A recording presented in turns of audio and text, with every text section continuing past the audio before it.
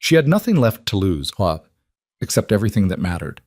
A widow, 3 children, a dying ranch buried under debt and snow, and a stranger at her door with hungry eyes and a past he refused to name. Evelyn Mercer didn't believe in second chances. Not anymore. But the night Silas Kane stumbled onto her porch, half frozen and carrying secrets heavier than the cold itself, something shifted. Something she couldn't explain and wouldn't dare name. What she didn't know. The man she invited inside already owned everything she was fighting to keep. If this story moves you, drop your city in the comments. I want to see how far this one travels. The fire was dying. Evelyn noticed it the same way she noticed everything these days. Not with alarm, just a quiet, bone-deep recognition that something else was slipping away.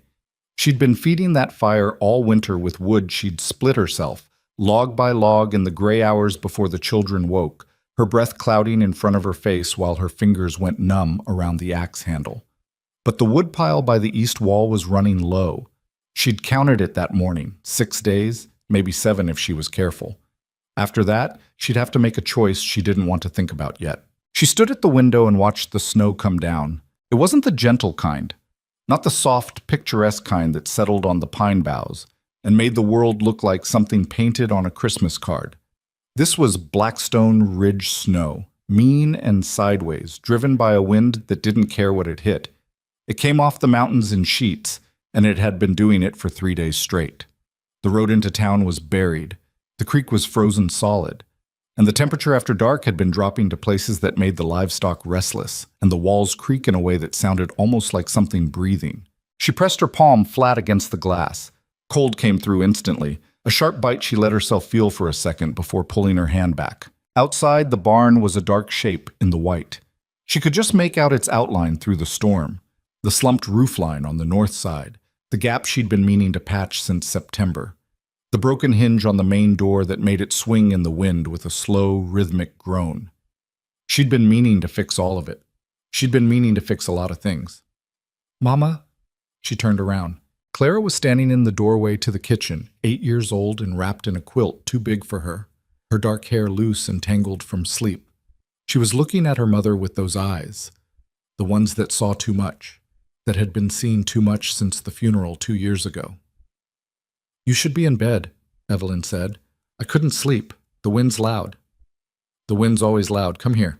Clara crossed the room and tucked herself under Evelyn's arm, and they both stood there looking out at the storm.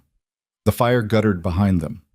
Somewhere upstairs, one of the boys shifted in their sleep, and the old floorboards creaked. "Are we going to be okay?" Clara asked. It was the question Evelyn hated most. Not because it was wrong to ask, but because she'd been asking it herself every day for 2 years, and she still didn't have a good answer. "We're going to be fine," she said. "Go back to bed." Clara looked up at her for a moment, that searching 8-year-old look, and then nodded and shuffled back to the hallway. Evelyn listened to her footsteps on the stairs. Then she turned back to the window. The fire kept dying. She went to the wood pile by the hearth and laid 2 more logs on, then sat in the chair closest to it and pulled her mending basket onto her lap. She wasn't going to sleep. She hadn't been sleeping much at all for the last month, which she figured was probably her body's way of forcing her to use the quiet hours for all the things she never managed to get done during the day. There was always something broken or running low or needing attention. Thomas's boots had a hole in the left sole that she'd been patching and repatching all winter. She pulled them out of the basket and threaded her needle and went to work by the firelight, her stitches small and even, the way her mother had taught her. She didn't let herself think about the bank notice on the kitchen table. She'd been not thinking about it for 4 days. Reginald Mercer, Evelyn's late husband, the man who'd built this ranch with his hands and his stubbornness and his bone-deep belief that the land would eventually reward whoever was patient enough, had died of pneumonia on a Tuesday morning in November 2 years prior. He'd been sick for 3 weeks before he died, sick enough that they all knew what was coming, but somehow the end still arrived like a surprise, like a door blown open by a wind you hadn't felt. He'd left her 3 children, 460 acres, 40 head of cattle, a draft horse named Sullivan, and debts she hadn't known the full extent of until after the funeral when Harding Locke from the bank rode out to the ranch with his hat in his hands and a face arranged in something he probably thought was sympathy. "Mrs. Mercer," he'd said, sitting across from her at the kitchen table, Your husband was a good man, but I think it's important that you understand the full picture of your situation. The full picture of her situation was that Reginald had taken out 3 loans over the previous 4 years, one to expand the cattle herd, one to repair the barn after a fire took the east wing, and one that Evelyn had never heard about and couldn't entirely account for, though she'd found enough fragments of evidence over the following months to piece together that it had something to do with a mining speculation that had gone badly. He'd been carrying all of it quietly, the way men of his generation tended to carry things, and the weight of it had apparently been considerable. She owed the First Territorial Bank of Blackstone Ridge more money than she could realistically produce in 2 years of good harvests, and the harvests had not been good. She'd known, going into this winter, that she was running out of time. The cattle numbers were down. She'd sold the south pasture in August to cover the interest payment, which had kept Locke satisfied temporarily, but had also reduced her grazing capacity for next season. She'd cut corners everywhere she could: the children's clothing, the household provisions, the repairs she'd been deferring all year. She'd taken in mending from the seamstress in town and sold eggs at the market and bartered butter for flour and done every small, humbling thing she could think of to keep the numbers from getting worse. They'd gotten worse anyway. The notice on the kitchen table was the bank's formal declaration that they were moving toward foreclosure proceedings in the spring. She had until the 1st of April to either produce the full outstanding balance or make satisfactory arrangements for the transfer of the property. April was not far away. She sewed Thomas's boot by the firelight and didn't let herself cry, because she'd discovered early in widowhood that crying in the night when the children might hear her accomplished nothing and cost her energy she couldn't spare. She was practical. She had to be practical. That was the thing about grief nobody prepared you for. Not the feeling of it, which people warned you about plenty, but the practical relentlessness of it. The way the world kept asking things of you even when you were barely managing to stay upright. The way the animals still needed feeding, and the children still needed feeding, and the stove still needed wood, and the boots still needed mending, and none of it, not a single bit of it, paused to accommodate the hole that had opened up in the middle of your chest. You just kept going. You kept going because you had to. Because stopping wasn't an option. She'd been keeping going for 2 years. She was very tired. She heard it just past midnight. At first she thought it was the wind, another gust battering the north wall, the way it had been doing all night. But then it came again, and it had a different quality to it. Not random, rhythmic. 3 beats, then a pause, then 3 more. Someone was knocking on her door. Evelyn set down the boot she'd been working on and sat very still for a moment, listening. In 2 years alone on this ranch, she'd had exactly 2 visitors after dark. Both times neighbors coming to warn her about something, a fence line dispute and a stray calf, respectively. She was not the kind of woman to assume the worst about a knock in the night, but she was also not the kind of woman to open her door to the dark without thinking first. She went to the fireplace and took down the rifle from its bracket above the mantel. She checked that it was loaded. It was. She always kept it loaded. Then she crossed to the front door. "Who's there?" she called. A pause. Then a voice. Rough, low, exhausted in a way that went beyond tiredness. "Name's Kane. I'm not looking for trouble. I need a break," like the person was working to find breath. "I need to come in." She didn't open the door. "What's your business at this ranch?" Another pause. "I was looking for the town. Thought I was on the road. I've been walking since before dark." She stood with her hand on the door and her rifle in the other hand and thought about it. The storm outside was lethal. She knew that without opening the door, she could hear it, feel the cold seeping in around the frame. Nobody walked in that storm for hours without a very good reason or a very desperate situation. She wasn't a fool, but she wasn't cruel either. She cracked the door open 6 inches and looked out. He was standing on her porch, and he was bad off. That much was immediately clear. Tall, taller than she'd expected from the voice, and broad through the shoulders, but he was holding himself in a way that suggested something underneath the physical size was failing him. His coat was inadequate for the temperature. Ice had formed in his beard. He was holding one arm against his side with his other hand, and the hand that was pressing against his ribs was stiff and slow with cold. He met her eyes. His were dark, deep-set, and they held that particular quality she'd seen before. Not in men she feared, but in men who'd been through something that had sanded everything soft off of them. Whatever expression he was trying to construct, His face was too worn out to manage it properly. He just looked at her. "You're hurt," she said. "I'm cold," he said. "The rest can wait." She looked at him for another moment. Then she opened the door. He came in slowly, the way a man does when he's trying not to show how bad off he is. He stopped just inside the door and stood on her rug and dripped melting snow onto the floor while she bolted the door against the wind. The heat of the room hit him visibly. She saw something in his posture ease, fractionally, like a rope someone had been pulling, going slightly slack. "Sit," she said, nodding toward the chair nearest the fire, the one she'd been sitting in. He moved to it, his gait uneven on the right side. She watched the way he lowered himself, controlled, careful, the small grunts of pain he was suppressing showing in the tension around his jaw instead. "What happened to your side?" she asked. "Horse threw me." He leaned back in the chair and closed his eyes briefly, just for a second, like the warmth was something he had to concentrate on absorbing. 2 days ago. I've been making my way since. 2 days on foot in this weather. I had shelter the first night, trapper's cabin. It was empty." He opened his eyes and looked at her. "I found my way to what I thought was the road today. I was wrong about that." She stood a few feet away with the rifle still in her hand and looked at him. He noticed the rifle and didn't say anything about it, which she respected. A man who'd come in out of a blizzard with no bad intentions wouldn't have any reason to object to a woman holding a firearm in her own home. His not objecting told her something. She wasn't entirely sure what it told her, but something. "You need to take that coat off," she said. "Let me see your side." "I'm fine." "You're not fine. You've been out in that for 2 days and you're holding your ribs like something's cracked. Take the coat off, or you can sit there and be stubborn about it, and I'll put the rifle back and let you manage." He looked at her for a moment. Something passed across his face that might have been surprise, or might have been amusement, or might have been something else entirely.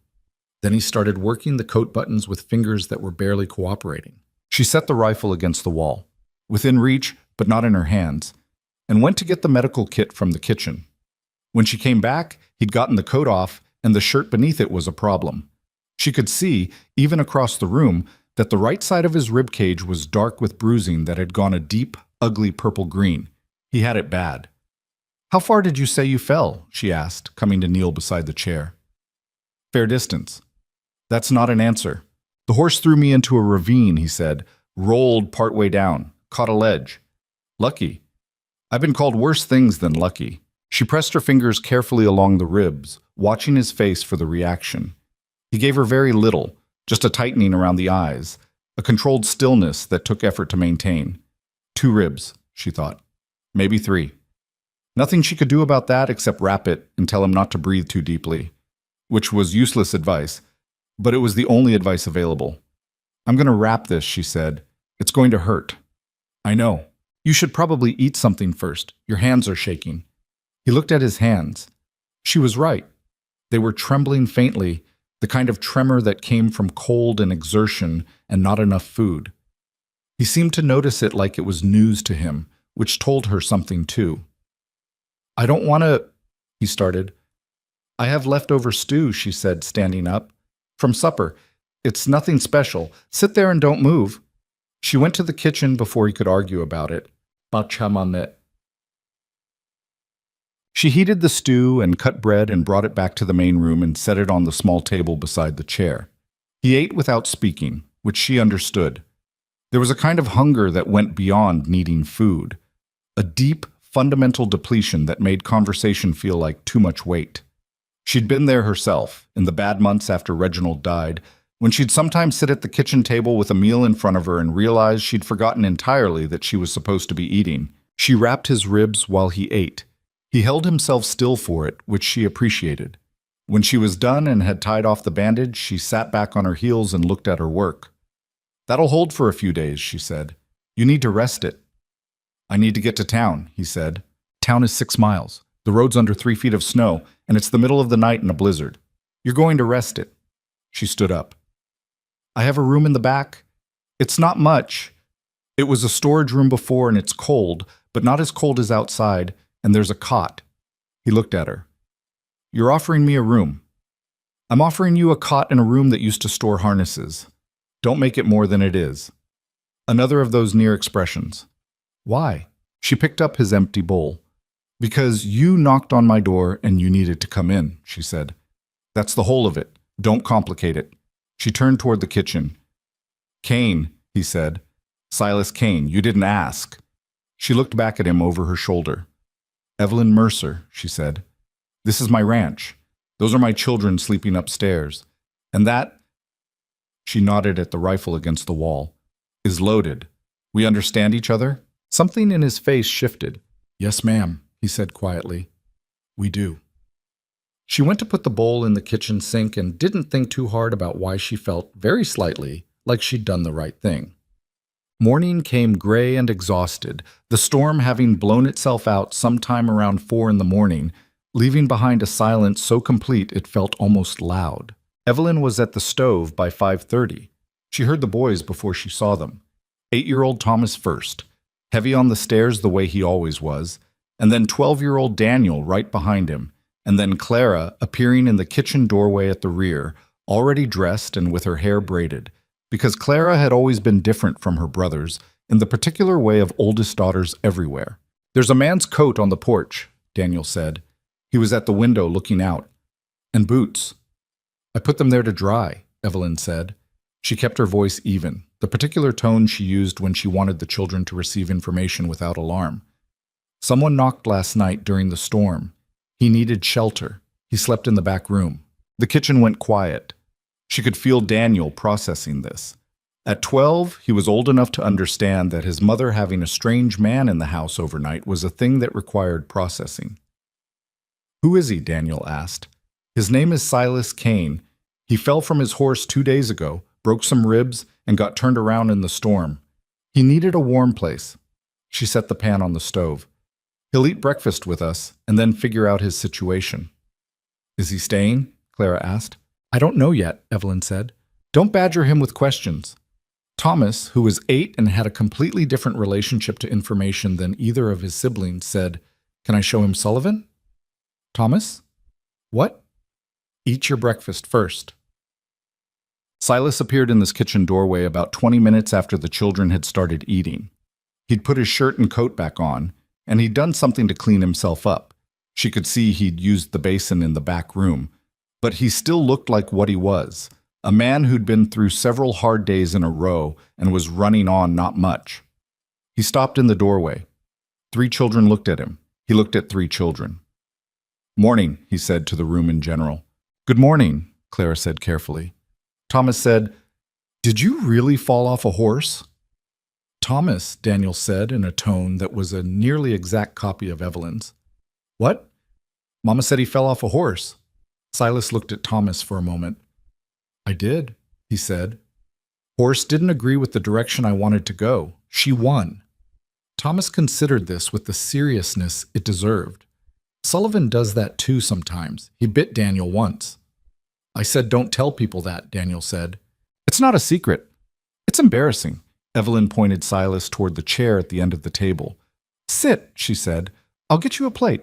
He sat, slowly and carefully in the way she was already recognizing, that controlled, deliberate movement that managed his damaged ribs. Daniel watched him with an expression that was trying to be neutral and wasn't quite succeeding. Clara had her eyes on her oatmeal, but she was paying close attention. Thomas had already moved on to telling Silas about Sullivan's various personality flaws at considerable length and volume. Evelyn set a plate in front of Silas and poured him coffee and went back to her place at the stove. She listened to Thomas talk and watched Silas eat and thought about the bank notice on the table, which she'd covered with a dishcloth before the children came down. What? After breakfast, while the children bundled into their coats for their morning chores, Evelyn sat across from Silas at the kitchen table with her coffee and looked at him straight.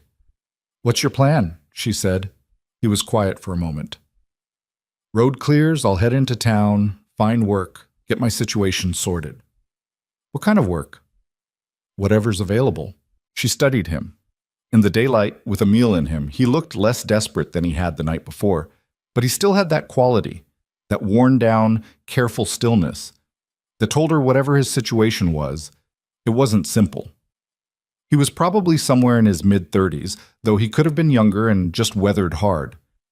His hands were a working man's hands, calloused, scarred, the knuckles of the right one healed crookedly, which usually meant a break that hadn't been set properly. "The road won't clear for 2, maybe 3 days," she said. "Not with the depth we got. And Blackstone Ridge in January doesn't have much call for men looking for day work. Not after the mine's closed." He looked at his coffee cup. "I'll figure it out." "I'm not trying to tell you your business," she said. "I'm telling you the facts on the ground." She hesitated. Then she said the thing she'd been arguing with herself about since around 3 in the morning. "I need someone. Temporarily. I've got fence lines that need checking after this storm. I've got a barn roof that's going to collapse if we get another heavy snow. And I've got livestock that someone needs to look after while I manage the household. I can't pay much, but I can pay something, and you'd have the back room and meals." He looked up at her. "Why would you do that?" "I told you last night. Don't make it complicated." "Mrs. Mercer." He said her name the way people say a name when they want you to understand they're being serious. "You don't know me." "I know you knocked on my door in a blizzard instead of breaking into my barn," she said. "I know you ate supper without making a mess of my kitchen, and you slept in the back room without bothering anyone.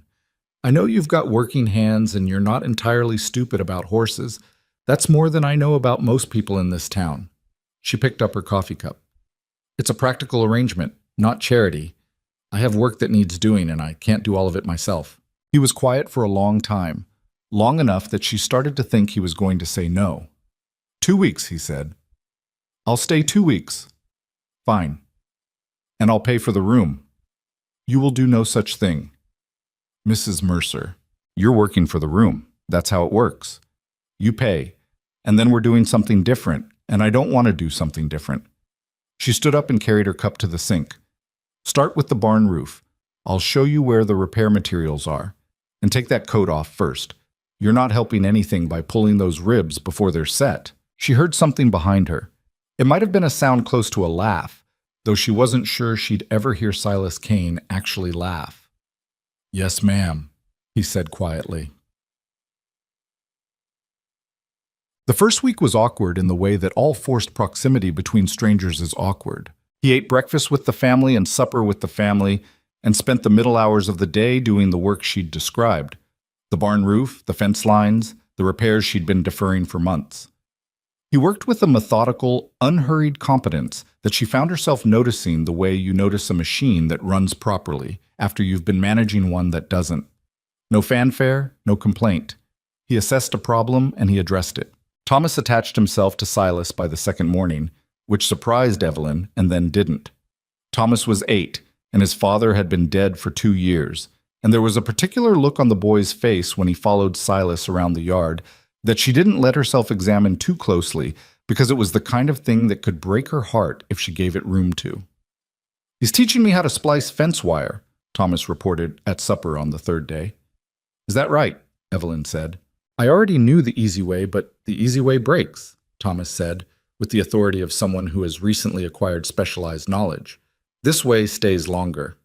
Clara said nothing, but she'd started leaving cups of coffee near wherever Silas was working in the late morning, which was her particular 12-year-old form of acceptance. Daniel was harder. Daniel was 12 and the oldest and the one who remembered his father most clearly, and he had decided in the quiet, private way of 12-year-olds that he wasn't going to make it easy. He wasn't rude, exactly. He was just distant, watchful. He did his own chores and he answered direct questions with minimal words, and he looked at Silas the way a dog looks at a stranger who has come into its territory. Not ready to bite, but not ready to settle either. Silas didn't push it. That was the thing. He didn't try to win Daniel over, didn't make particular effort to engage him, didn't do any of the things that adults sometimes do when they're trying too hard with a suspicious child. He just worked and ate and said what needed to be said and left Daniel alone to decide at his own pace. She respected that. Yet, on the 6th day, she came out to the barn in the mid-afternoon to check on the 2 cows that had been struggling in the cold, and she found Silas on his back under the main workbench with his legs sticking out and the sound of something being dismantled coming from underneath. "The wheel coupling on the plow was cracked," he said from under the bench without turning his head. "I found it when I was checking the equipment. It's going to need a new pin or it'll shear off the first time you try to use it." She stood with her hands on her hips and looked at his boots for a moment. "I know," she said. "I've known since October." You have the parts? There's a crate of spare hardware in the back, left side of the door. I'll look. She went to check on the cows.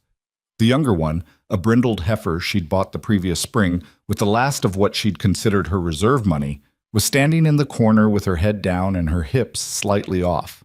Not good. Not immediately desperate, but the direction things were going if the temperature stayed down. The heifer doesn't look right, she called. From under the bench. I noticed. She was off her feed this morning. You checked the feeding this morning? I was up early. I checked everything. A pause, and then the sound of something metal turning. She might need hay brought in closer. Keeping her moving helps.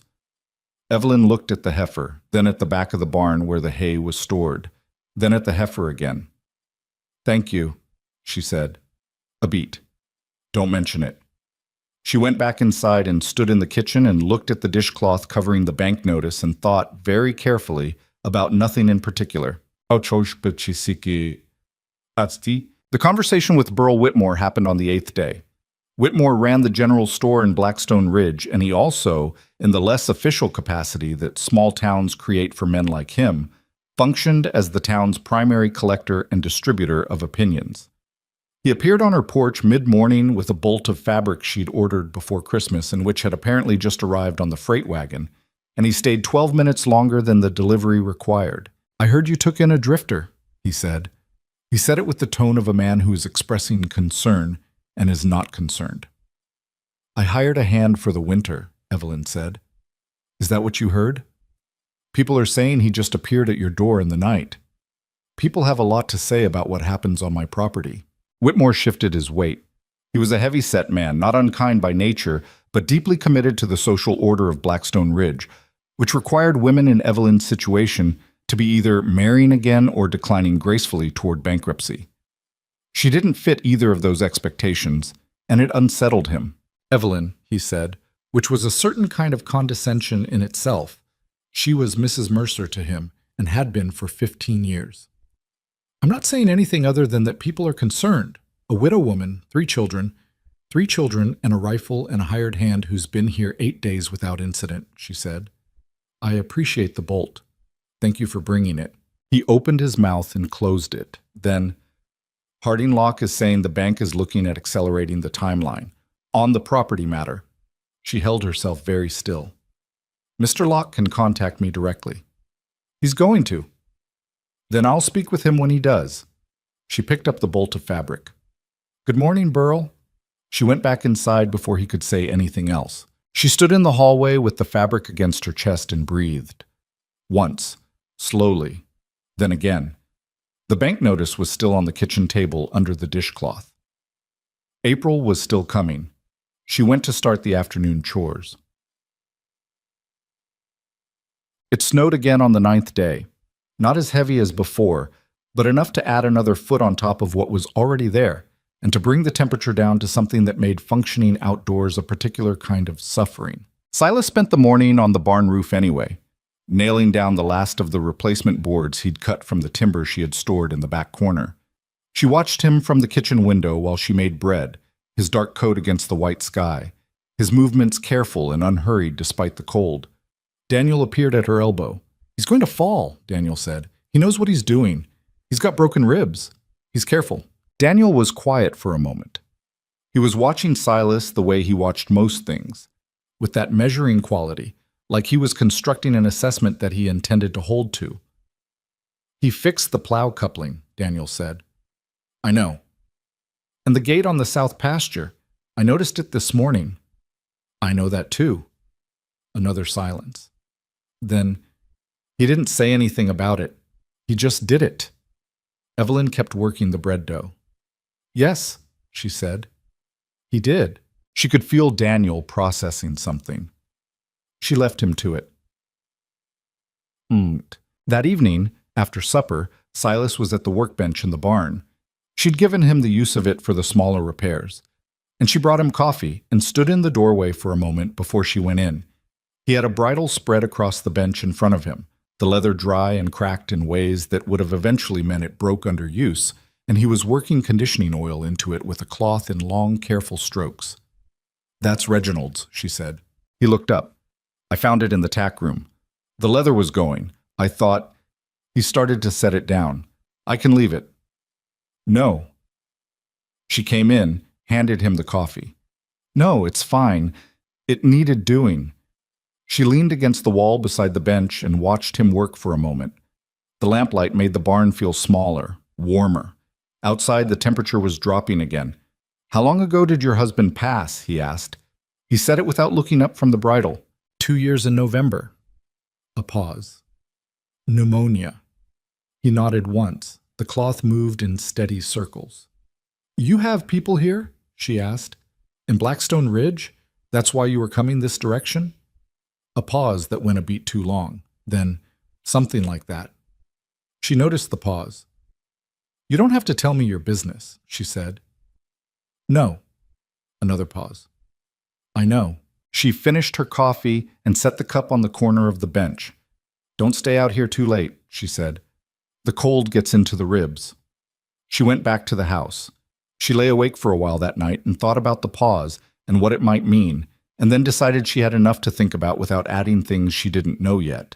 On the 12th day, Thomas got sick. It started as a cough in the morning, progressed to a fever by noon, and by mid-afternoon he was in bed with his face flushed and his breath shallow, and Evelyn sitting beside him with a damp cloth and a feeling in her chest that was not quite panic but was working in that direction. She knew it wasn't serious, probably just a cold push to fever by the sustained cold they'd all been living in.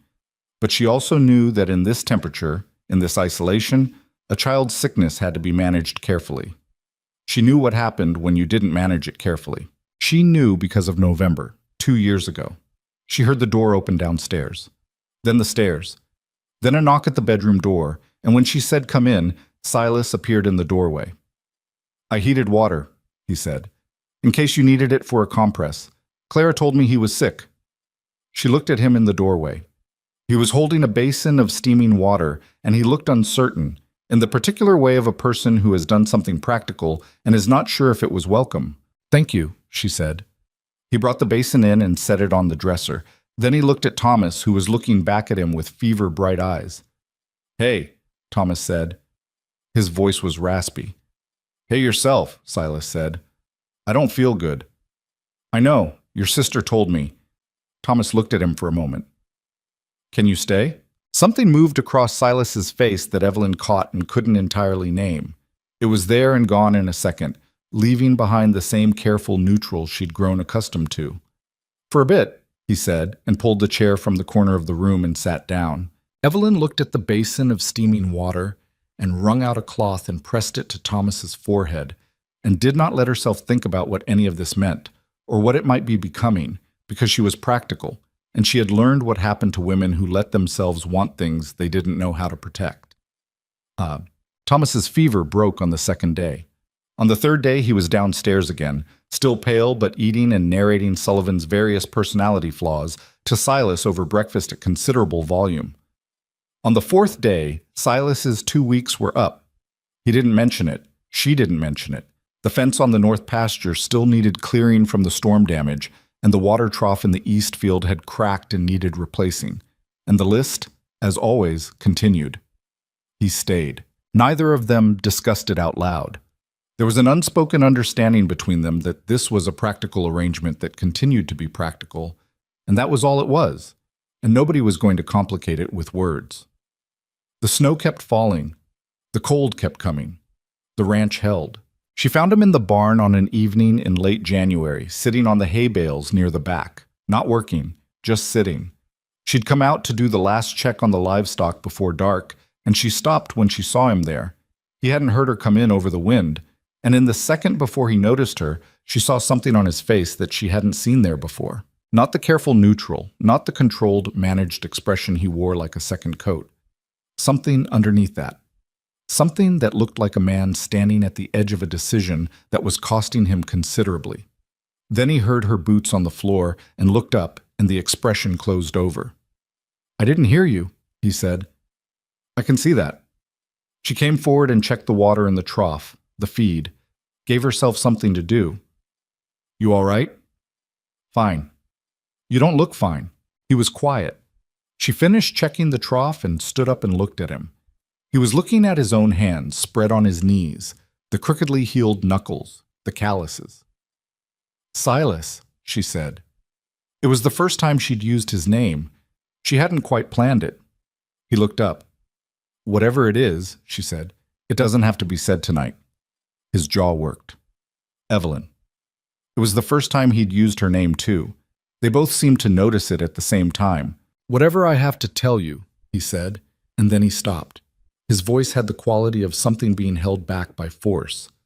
"There are things about my being here that you don't know, that I should have told you, that I haven't told you because—" He stopped again. She waited. "Because I couldn't figure out how to make it come out right." She stood in the barn light with the cold coming through the walls and looked at him. A man trying to tell her something he didn't know how to say.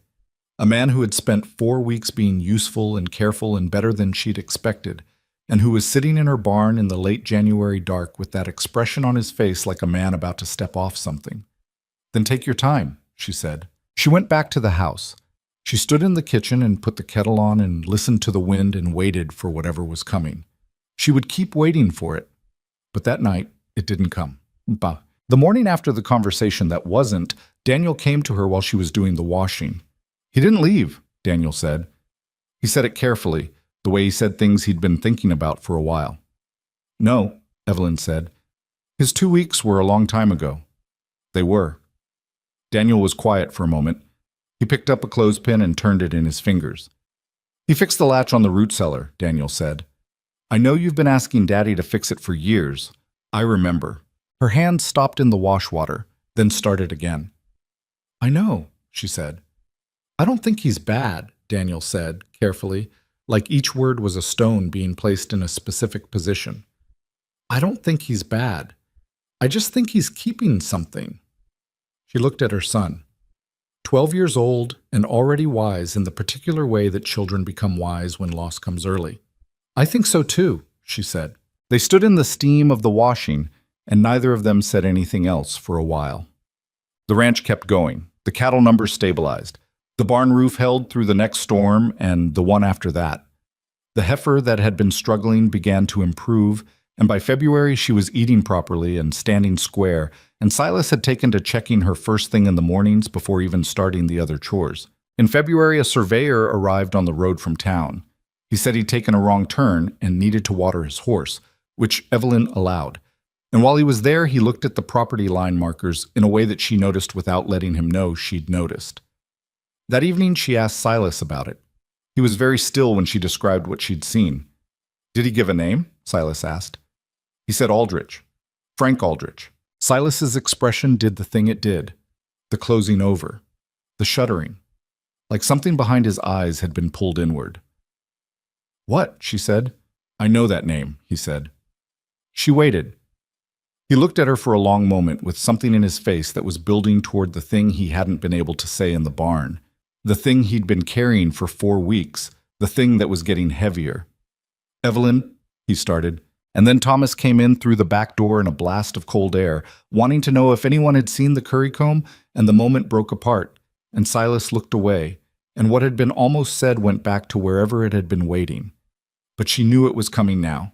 She could feel it the way you can feel a change in the weather. Not seeing it yet, just feeling it in the quality of the air. Something was coming. And whatever it was going to matter. The ranch stands at the edge of everything. The cold, the debt, the approaching spring. 3 children who have started to trust again. A woman who has started to breathe again. And a man who came here for reasons he cannot yet bring himself to name, carrying a secret that sits between them like a stone at the bottom of a clear river, visible, but not yet broken open. Not yet. The surveyor came back. Not Frank Aldrich himself, a different man, younger, riding a gray mare and carrying a leather satchel that clinked when it moved. He appeared on the road that bordered the east pasture on a Wednesday morning in the second week of February, and he didn't stop at the house this time. He just rode the fence line slowly, pausing occasionally to look at something Evelyn couldn't quite make out from the kitchen window. She watched him for 3 minutes. Then she put on her coat and went outside. "Can I help you?" she called across the field. The man looked up. He had a young face and an expensive hat, which was a combination she didn't trust. "Just passing through, ma'am."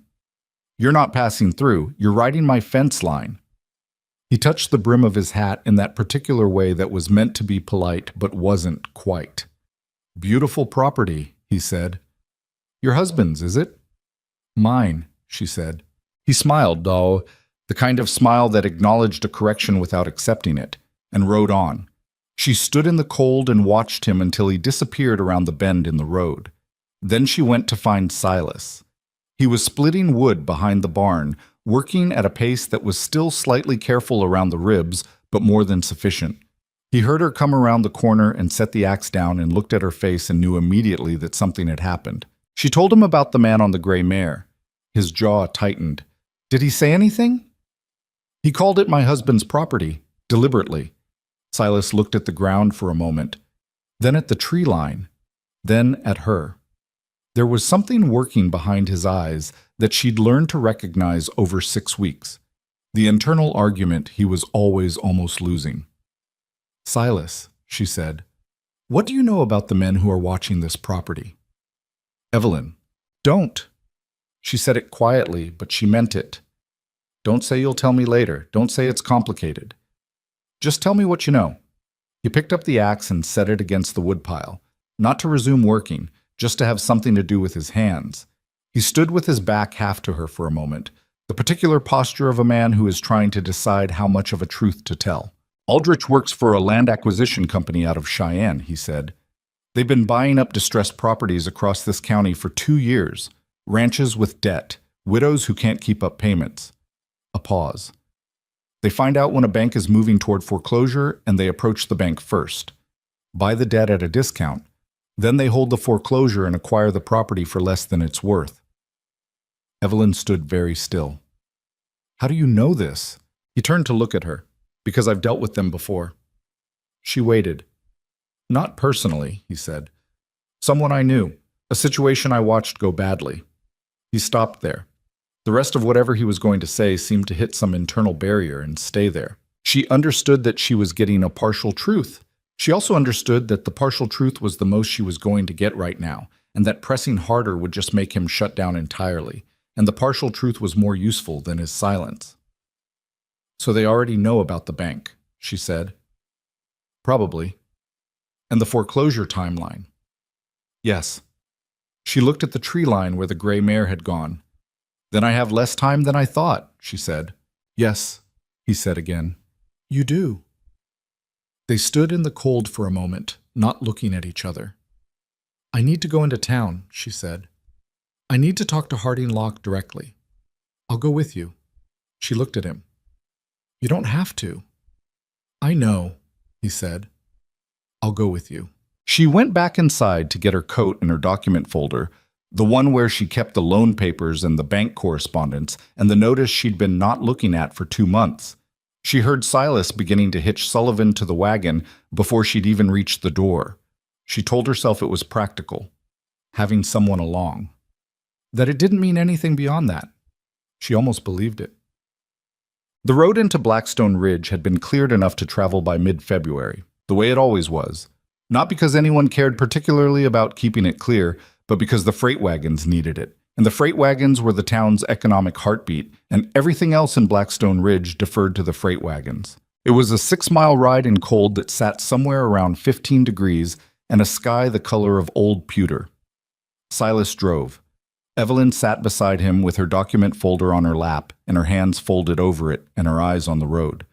Thomas had wanted desperately to come and had been negotiated down to the promise of a peppermint stick from the general store. They drove most of it in silence, which was a particular kind of silence Evelyn had noticed developing between them. Not uncomfortable, not empty, but the kind that had weight to it. The kind you only got with someone you'd been in close quarters with long enough that talking all the time started to feel like unnecessary noise. Tell me about Locke, Silas said, about 2 miles out from town. He's not a bad man, she said, which was a complicated thing to say about a man who was trying to take her property. He's just a banker. He does what bankers do. Does he like you? She considered that. He respected Reginald. I think he pities me, which is different from liking. He thinks I should have married again by now. Has he said that? He said things that mean that. She shifted the folder in her lap. He had a meeting with me in October, after I made the partial payment. He suggested I might want to consider whether the ranch was a realistic long-term situation for a woman in my position. He said it very gently. I imagine you took that well. She glanced at him sideways. There was something in the corner of his expression that she'd started to learn was his version of dry humor. I thanked him for his time and left, she said. I'd like to think my posture communicated the rest. He made a sound that was close to a laugh, but not quite. They drove on. The town appeared at the end of the road the way it always did. First the water tower, then the church steeple, then the long false-fronted row of buildings along Main Street with their painted signs faded by winter. Blackstone Ridge was not a beautiful town. It had the functional, unsentimental look of a place that had been built to work rather than to impress. Evelyn had lived 40 minutes from it for 15 years, and she still didn't feel entirely at home in it, which was something she'd never told anyone. People looked at the wagon when they came down Main Street. She noticed it and didn't acknowledge it. The glances from the porch of Whitmore's store, the two women outside the dressmakers who stopped talking when she passed. She was used to being watched in this town. She'd been watched since the funeral, in that particular way that small communities watch a woman who has become a problem for their social categories. Silas noticed the watching too. She could tell by the way his posture shifted almost imperceptibly. Not defensive, just alert, present.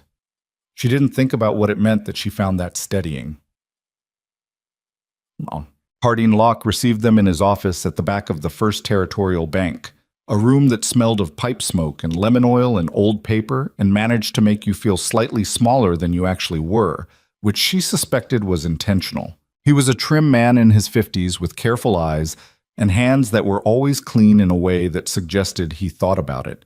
He looked at Silas when they came in with an expression that rearranged itself very quickly into something neutral, but not quickly enough. Mrs. Mercer, he said, and this is Silas Kane, Silas said. He didn't extend his hand. I'm working the Mercer Ranch through the season. Something moved across Locke's face, a small recalibration. He looked at Evelyn. I see. I've received your notice, Mr. Locke, Evelyn said. She sat down in the chair across from his desk.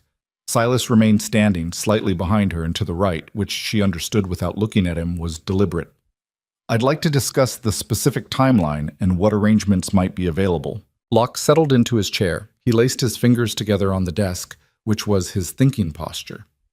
Evelyn, he said, and she let the use of her first name go because fighting it would cost energy she needed for other things. The situation is what it is. The outstanding balance is substantial. The partial payments you've made have been... A careful pause. Appreciated, but they haven't reduced the principal meaningfully.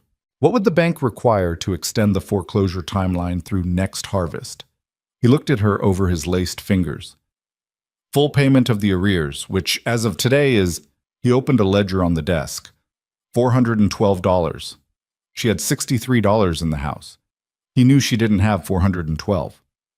And if I could produce a portion of that, she said, a significant portion, and demonstrate that the ranch is operational and generating income. Evelyn.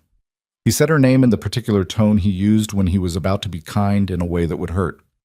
I've had a conversation recently with some interested parties who have expressed willingness to purchase the outstanding debt at a favorable rate to the bank, which would... Aldrich, Silas said from behind her. Locke looked up at him. The careful eyes did a small, precise reassessment. I'm not at liberty to... Frank Aldrich, Silas said. Or someone who works for him. They've been watching the property for 3 weeks. A silence fell over the room. Locke's expression was doing something complicated. Mr. Kane, he said, I'm not sure what your interest in this matter. My interest is that the woman whose property you're discussing is sitting right in front of you, Silas said. His voice was level, not raised, not threatening, just very precise and very clear. And if you sell her debt to Aldrich's outfit, you know exactly what happens. You've watched it happen to 3 other ranches in this county in the past 2 years. Locke's jaw tightened. That's a significant accusation. It's an observation. Silas moved to stand beside Evelyn's chair rather than behind it. You're a banker, not a predator. I think you know the difference between what the bank needs and what Aldrich is offering. Something shifted in Locke's face. A a small internal adjustment that was hard to read. He looked at Evelyn. "The bank's obligation is to its investors," he said, but he said it like a man reciting something he'd learned rather than something he believed. "I know," Evelyn said. She kept her voice even. "I'm not asking you to abandon your obligation. I'm asking you for 60 days, to demonstrate that the ranch is viable and to make arrangements for the arrears payment. 60 days, and I'll have something concrete for you to consider." She looked at him steadily. "Don't sell to Aldrich, Mr. Locke. You'll have my word that I'll have a proposal in 60 days. He looked at her for a long time, then at Silas, then back at her. 60 days is not standard, he said. "No," she agreed. Another silence. He unfolded his hands and picked up his pen and set it down again. "I'll hold the decision for 45 days, he said. "Not 60, 45. And I want a written accounting of the ranch's current assets and income within 2 weeks. She didn't let the relief show on her face. "You'll have it," she said. They stood. Locke stood with them. He looked at Silas one more time with that expression she couldn't entirely read. "The Mercer Ranch is a good property," Locke said, and she wasn't entirely sure who he was saying it to. "It is," Silas said, and something in his voice had a quality that she noticed and didn't have time to examine. They walked out into the cold. She didn't speak until they'd gotten back to the wagon and Silas had climbed up and taken the reins. Then she let out a breath she'd been holding since they walked into Locke's office. 45 days, she said.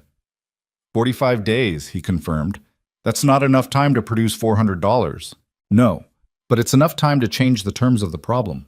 He clicked Sullivan forward. If the ranch is producing, and if the debt can be restructured, Locke has something he can show his investors besides a foreclosure. Foreclosures are messy. Banks don't love them either. She looked at him. "You know a lot about banking for a ranch hand." He kept his eyes on the road.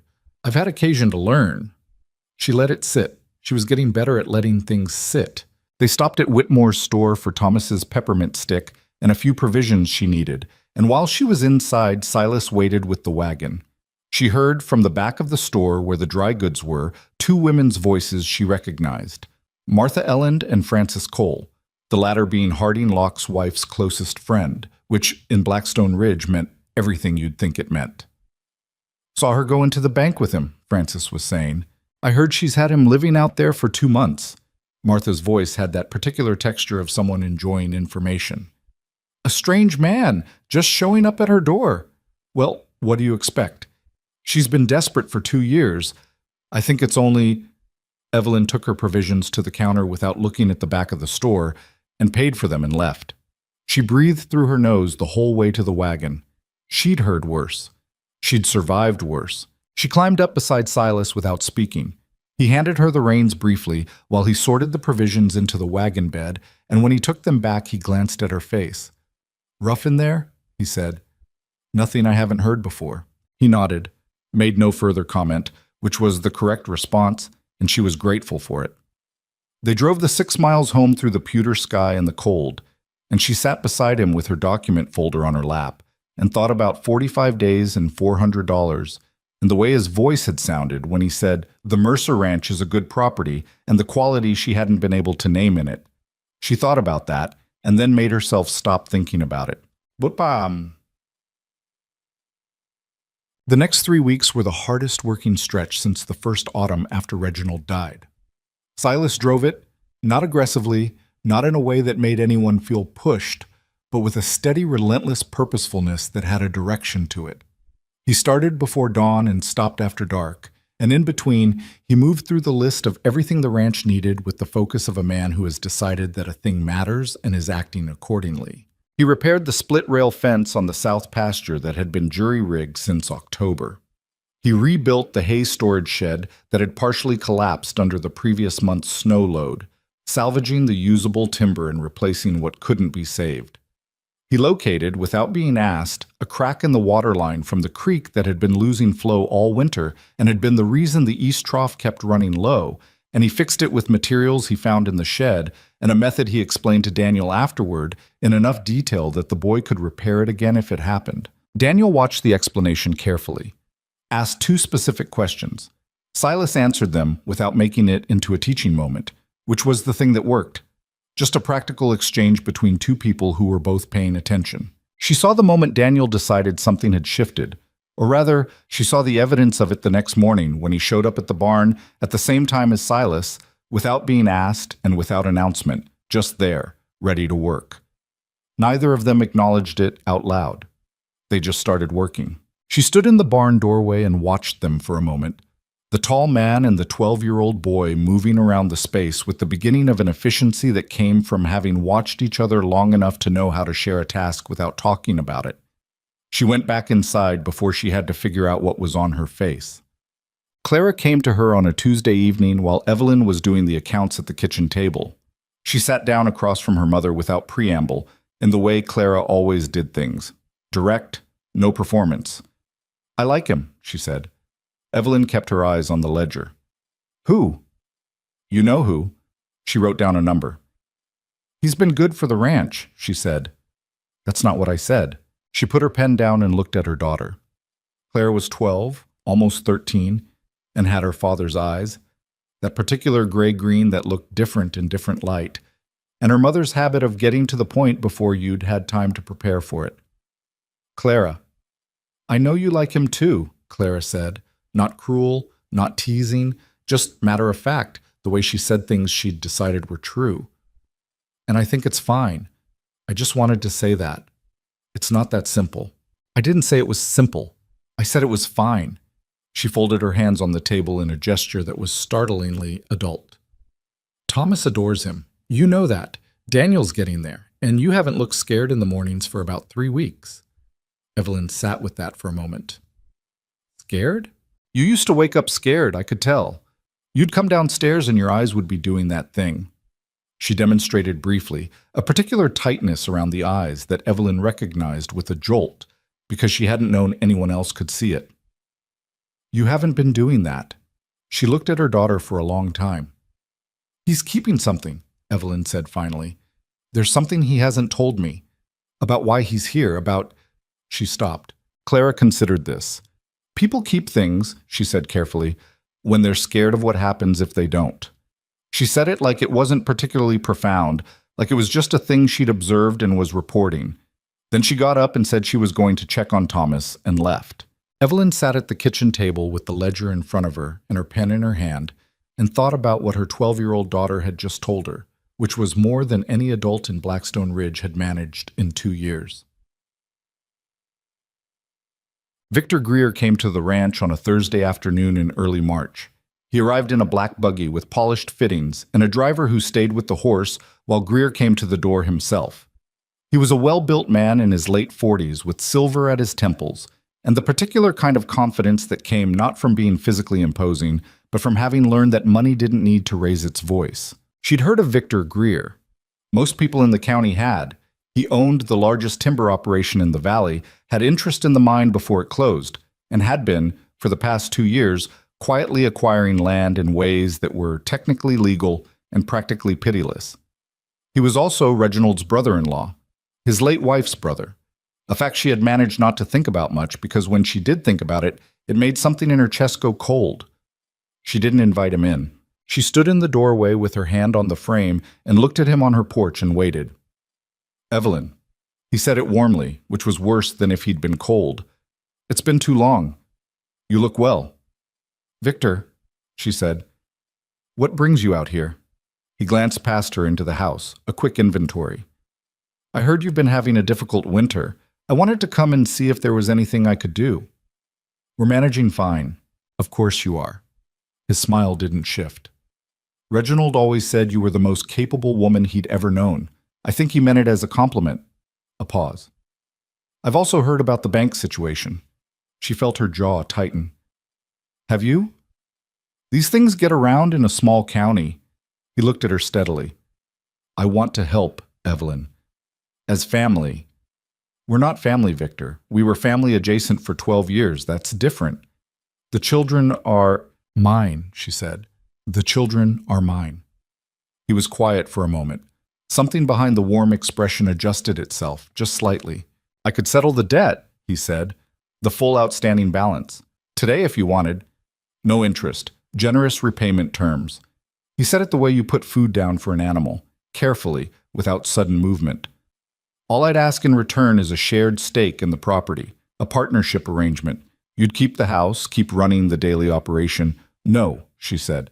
Evelyn, be reasonable. I said no. She kept her voice even. I appreciate you making the trip, Victor. I do. But this ranch is not available for partnership, and my situation is not as desperate as you seem to have heard. His face did something more complicated now. The warmth receded slightly, and underneath it was something she didn't enjoy seeing. The bank is going to foreclose in the spring, he said. You know that. And when they do, the property goes to auction. And at auction it gets purchased by someone who wants it, she said. That's how auctions work. Now, if you'll excuse me. She started to close the door. You have 3 children, he said, and there was something in the way he said it that made her stop. Not threatening. Worse, careful, measured. The voice of a man who is reminding her of a fact for strategic reasons. She looked at him through the gap in the door. I know I do, she said. Good afternoon, Victor. She closed the door. She stood in the hallway and pressed her back against it and breathed. Once, twice. The house was quiet around her. Outside, she heard the sound of the black buggy turning on the road. She heard boots on the kitchen floor. Silas appeared in the hallway. He'd been in the back, she realized. She'd seen him come in from the barn about 20 minutes before Greer arrived. He looked at her face. Who was that? He said. She pushed off the door. Victor Greer, she said. He's Reginald's... She stopped, corrected herself. He was married to Reginald's sister before she passed. She walked past Silas toward the kitchen. He wants a stake in the property. He called it a partnership. Silas turned to watch her. He was very still. He knows about the bank, she said. She got to the kitchen and stood at the window and watched the black buggy disappear down the road. Her hands were flat on the counter. Steady. She was making them steady. He knows about the timeline. Evelyn. She turned around. He was standing in his kitchen doorway, and his expression had the look of a man who has run out of reasons to wait. The internal argument she'd been watching him lose for 2 months had apparently reached its conclusion. His jaw was set and his eyes were direct, and the careful neutral was completely gone, and underneath it was something she hadn't seen there before, not panic, not guilt exactly, but a kind of desperate honesty that had the quality of something being torn up by the roots. I need to tell you something, he said. I've needed to tell you for a long time. I kept thinking I'd find the right moment, and there isn't a right moment, so I'm going to tell you now. The kitchen was very quiet. Outside, Sullivan moved in his stall, and the barn door made its slow, rhythmic sound in the wind. All right, she said. She kept her voice steady. She was very good at keeping her voice steady. He took one breath, held it. The ranch, he said. Legally, the deed. He stopped, started again. Before Reginald Mercer took it over, this land belonged to my father. He lost it to a creditor when I was 19. A legal transfer, or what passed for legal in those years. His voice was flat, controlled. I spent 15 years tracing the chain of title, finding out where the debt went, where the deed transferred, who held it now. I hired lawyers. I was thorough. A pause. The original transfer had a clause, a reversionary clause. It means the property can revert to the original family line under specific conditions. She was looking at him and her face was very still. I came to Blackstone Ridge, he said, to enforce that clause, to reclaim this property. He said it like he was pressing a wound, deliberately, without looking away. That's why I was on the road that night. I'd been to see a lawyer in town. I was riding back to find lodging when the horse threw me and I got turned around in the storm. He stopped. I knocked on your door not knowing it was your door, not knowing whose ranch this was. I just needed to come in. The clock on the kitchen shelf ticked. So, Evelyn said. Her voice came out quieter than she intended. You own this ranch. I have a legal claim to it, he said. Whether that's the same as owning it. He stopped. I came here to sell it. That was the plan. Reclaim and sell. I had a buyer lined up.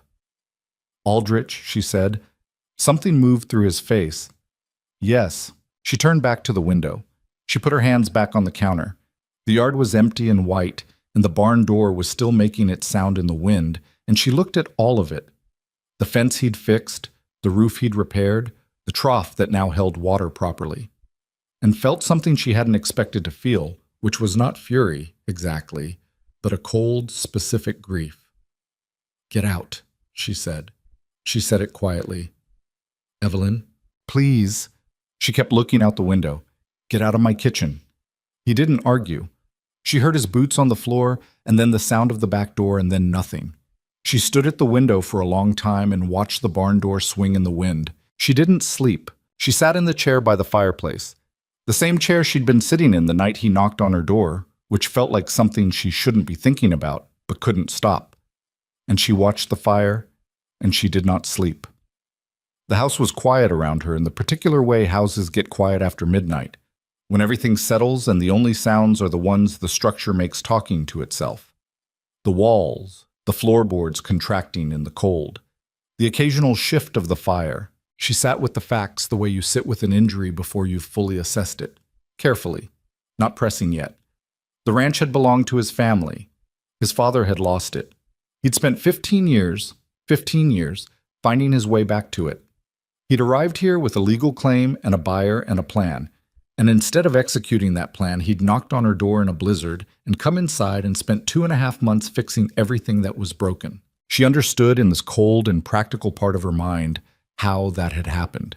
She understood the mechanics of it, the storm, the injury, the way proximity worked on people, the way children worked on people, especially children who needed something you could give them. She understood all of that. What she didn't understand was what she was supposed to do with it. She'd trusted him. Not quickly. She wasn't built for quick trust. Hadn't been even before Reginald died, and widowhood had done nothing to improve that. But she'd gotten there. She'd let herself get there, slowly and against her own better arguments, because he'd been good for this ranch and good to her children, and something in her that she'd thought was finished had apparently not been finished at all. And the whole time he had been sitting on the fact that he had a legal right to take everything she was fighting for. She pressed the heels of her hands against her eyes. The fire popped, settled. She thought about Clara, last week at the kitchen table. People keep things when they're scared of what happens if they don't. She thought about Thomas's face when the fever broke and Silas had still been sitting in the chair in the corner. She thought about Daniel showing up at the barn without being asked. She sat with all of it until the fire burned low, and then she added 2 logs and sat with it some more, because she was practical and she needed to be practical, and falling apart in the night helped nothing. Morning came whether she wanted it to or not. The children came downstairs to a mother who had not slept, and who was managing the evidence of that with limited success. Clara looked at her once and said nothing. Thomas asked for extra sugar in his oatmeal, and she gave it to him without arguing, which told Clara everything. Daniel looked out the kitchen window toward the barn, then at his mother, then back out the window. "He's not out there," Daniel said. "I know," Evelyn said. "Did he leave?" She stirred the oatmeal. "I asked him to go last night." The kitchen was quiet in a way that had texture to it. "Why?" Thomas asked.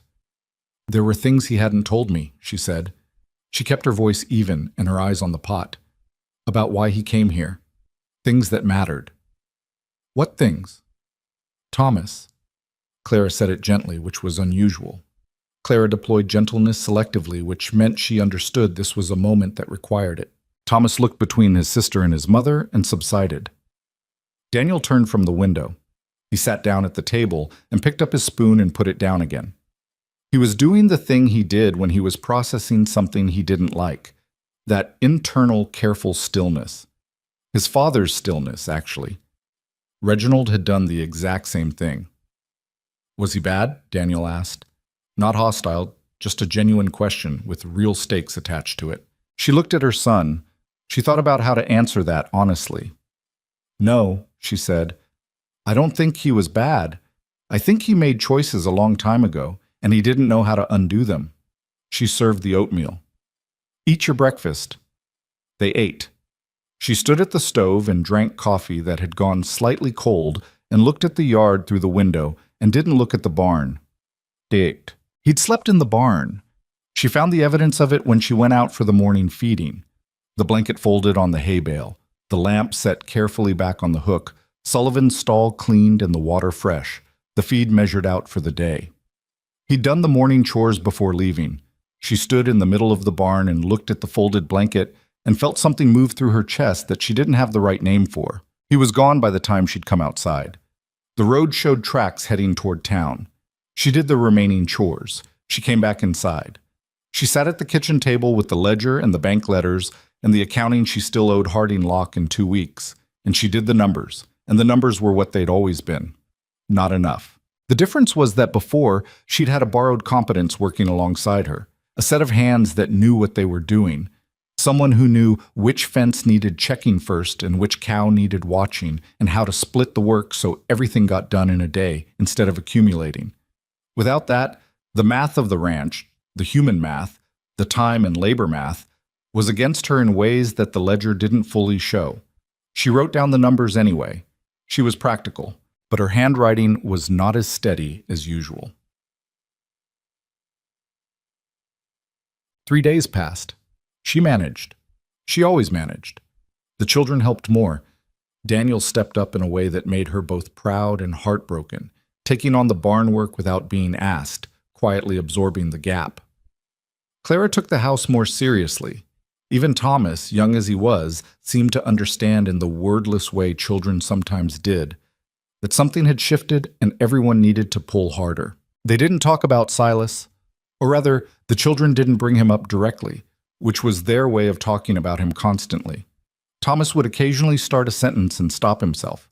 Clara watched the road in the afternoons with her peripheral vision, the way you look at something you don't want anyone to catch you looking at. On the third day, Burl Whitmore came by with the news that he probably thought was gossip, but was actually a crisis. Victor Greer had been seen at the bank that morning, meeting with Harding Locke.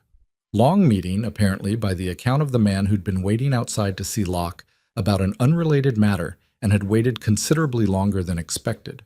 "Thought you'd want to know," Whitmore said from her porch, with the tone of a man who has delivered this information and is now waiting to see what it does. She thanked him and went back inside. She sat in the kitchen for 10 minutes, then she got up and put her coat on and went to hitch Sullivan. The road to town was hard going in the March mud. The freeze was beginning to break up in the days, which meant the road softened by mid-morning and made for rough travel. She pushed Sullivan as much as she reasonably could and got to Blackstone Ridge by 11. Locke's secretary, a thin man named Pryor, who looked perpetually worried, told her Locke was in a meeting. "I'll wait," she said. She waited 40 minutes in the hard chair outside Locke's office. She heard voices inside. One of them Locke's. One she didn't recognize. Not Greer himself, then. Someone sent by Greer. When the man came out, she recognized him from the general shape of him even before she saw his face. Younger than Aldrich, the same expensive hat. The man from the gray mare. He glanced at her. She looked back at him steadily until he looked away and left. Pryor opened the office door. "He'll see you now." Locke looked tired. He looked like a man who'd been in a long negotiation and wasn't entirely comfortable with where it had landed. He gestured her toward the chair, and she sat and looked at him and waited. "Evelyn," he started. "Tell me what's happening," she said.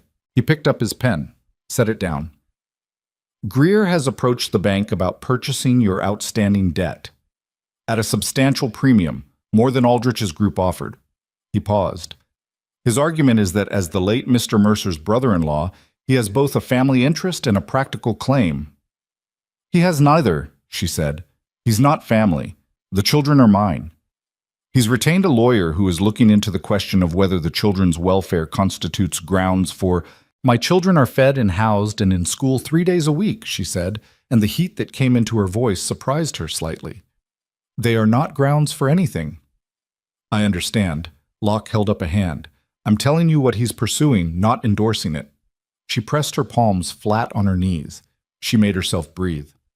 "And the reversionary claim? Is Greer connected to that?" Locke looked at her sharply. "What do you know about a reversionary claim?"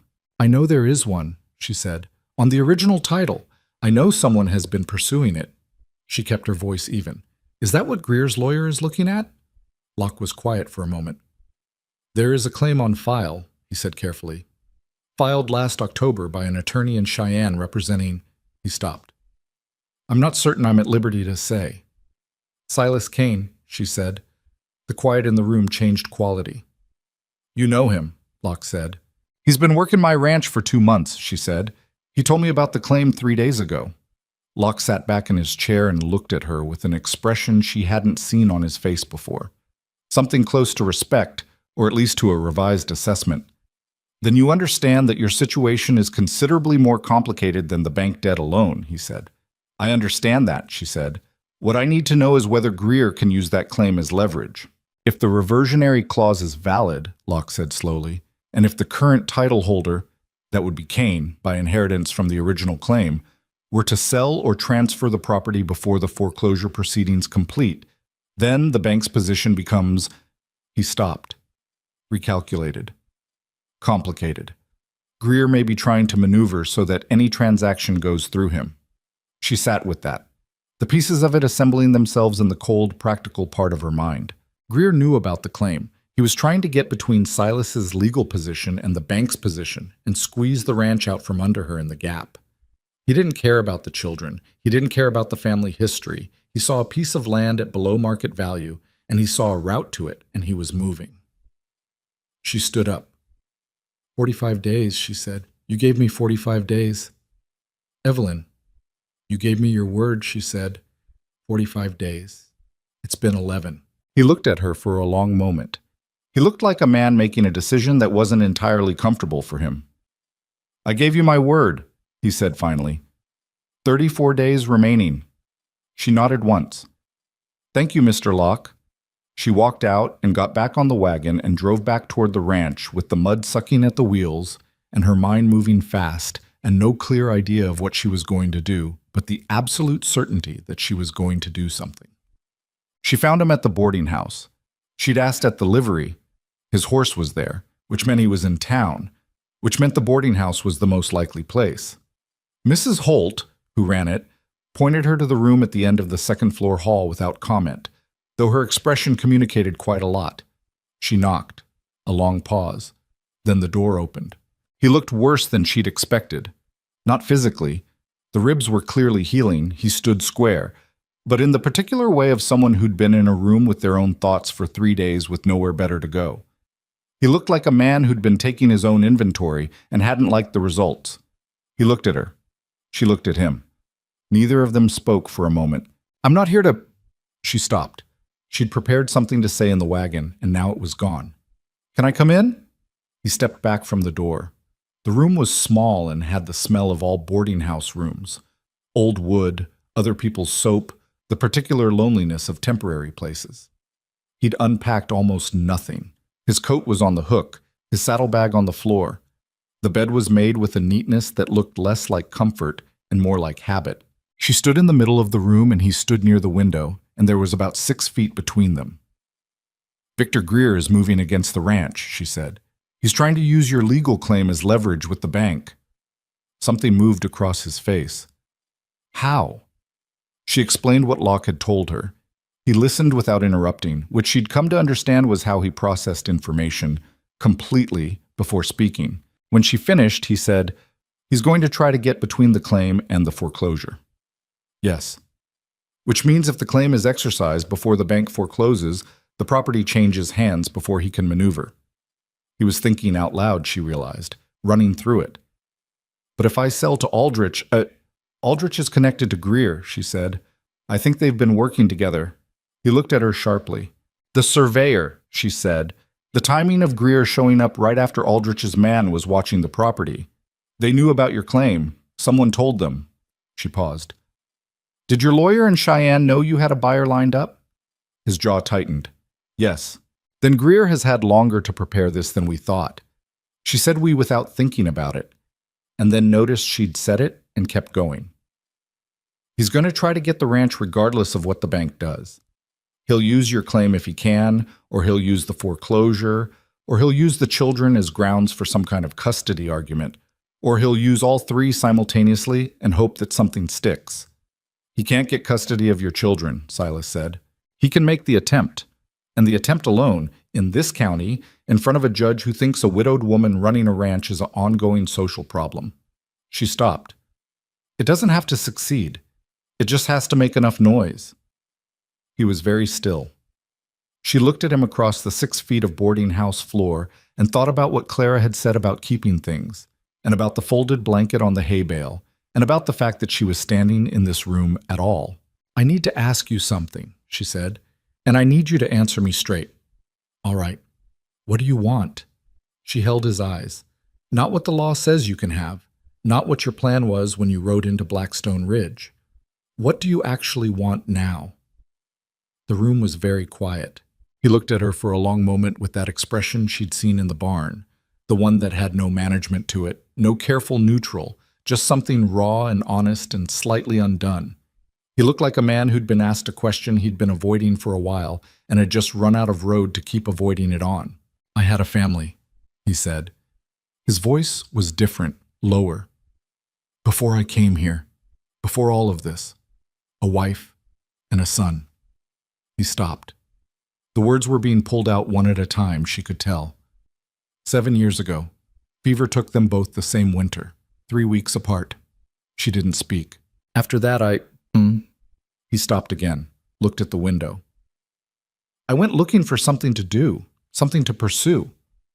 Something concrete enough that if I kept my attention on it, I didn't have to keep my attention on the other things. The claim was there. It had always been there. My father talked about this land until he died, so I started pulling that thread." His jaw worked. "It took 15 years, and by the time I got here, I'd been working on it so long it had started to feel like a reason for things." She understood what he was saying. She understood it in a way she hadn't expected to understand anything about this man. "And now?" she said. He looked back at her. "Now I'm standing in a boarding house room," he said, "thinking about a woman who opened her door to a stranger in a blizzard and has spent 2 months refusing to be beaten by anything, and her 3 children who don't deserve to lose their home."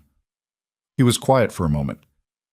"The ranch being legally mine doesn't make it not yours. I think I knew that before I knocked on your door. I think that's why I kept not finding the right moment." "You were afraid," she said. "Not a judgment, just a fact." "Yes," he said. "I was afraid." She looked at him. She was angry still. She could feel it, the specific cold weight of it, but underneath the anger was something that had more room to it. She understood him, and she didn't want to, and she did anyway. "You have to make a decision," she said. "Whatever you decide to do with the claim, you have to do it before Greer moves. Once he gets to lock with something actionable." "I know," he said. "I know." "I'm not asking you to give up what's yours," she said, and she meant it, which was a thing she hadn't known she meant until she said it. "I'm telling you that whatever you decide, it needs to be decided now. Not in a week, not when it's comfortable. Now." He held her eyes. Something in his face was very still in a way that was different from the usual stillness. Not controlled, just present, completely present. "Let me come back," he said. She looked at him. "To the ranch," he said. "Let me come back. I'm not asking to undo what I told you or make it simple. I'm asking to come back and finish what I started there and to figure out the rest of it with some room to think." She should have said no. The practical part of her, the part that had been running this ranch and these calculations for 2 years, knew that letting him back in was a risk she couldn't fully quantify. He had a legal claim on her home. He'd withheld it for months. Those were facts. But he was also standing in a boarding house room with his saddlebag on the floor and his coat on the hook and the look of a man who'd lost everything once already and had spent 15 years building a replacement plan out of an inheritance claim because it was something to hold on to, and she knew exactly what that felt like. She knew it in her own body.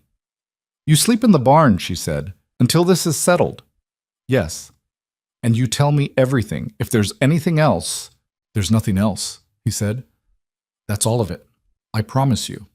She believed him. She wasn't entirely sure she should, but she did. "Be back by supper," she said. "Thomas has been impossible." She turned and went back out into the hall. She heard behind her the sound of him reaching for his coat. He came back. Thomas launched himself off the porch steps when the wagon came up the road and ran across the yard at full speed, and Silas caught him without appearing to brace for it, one arm going around the boy's back. Thomas said something into his shoulder that she couldn't hear. Silas said something back. Whatever it was made Thomas pull back and look at him, and then nod with the decisive air of a child who has received an acceptable explanation and has decided to accept it. Clara was on the porch.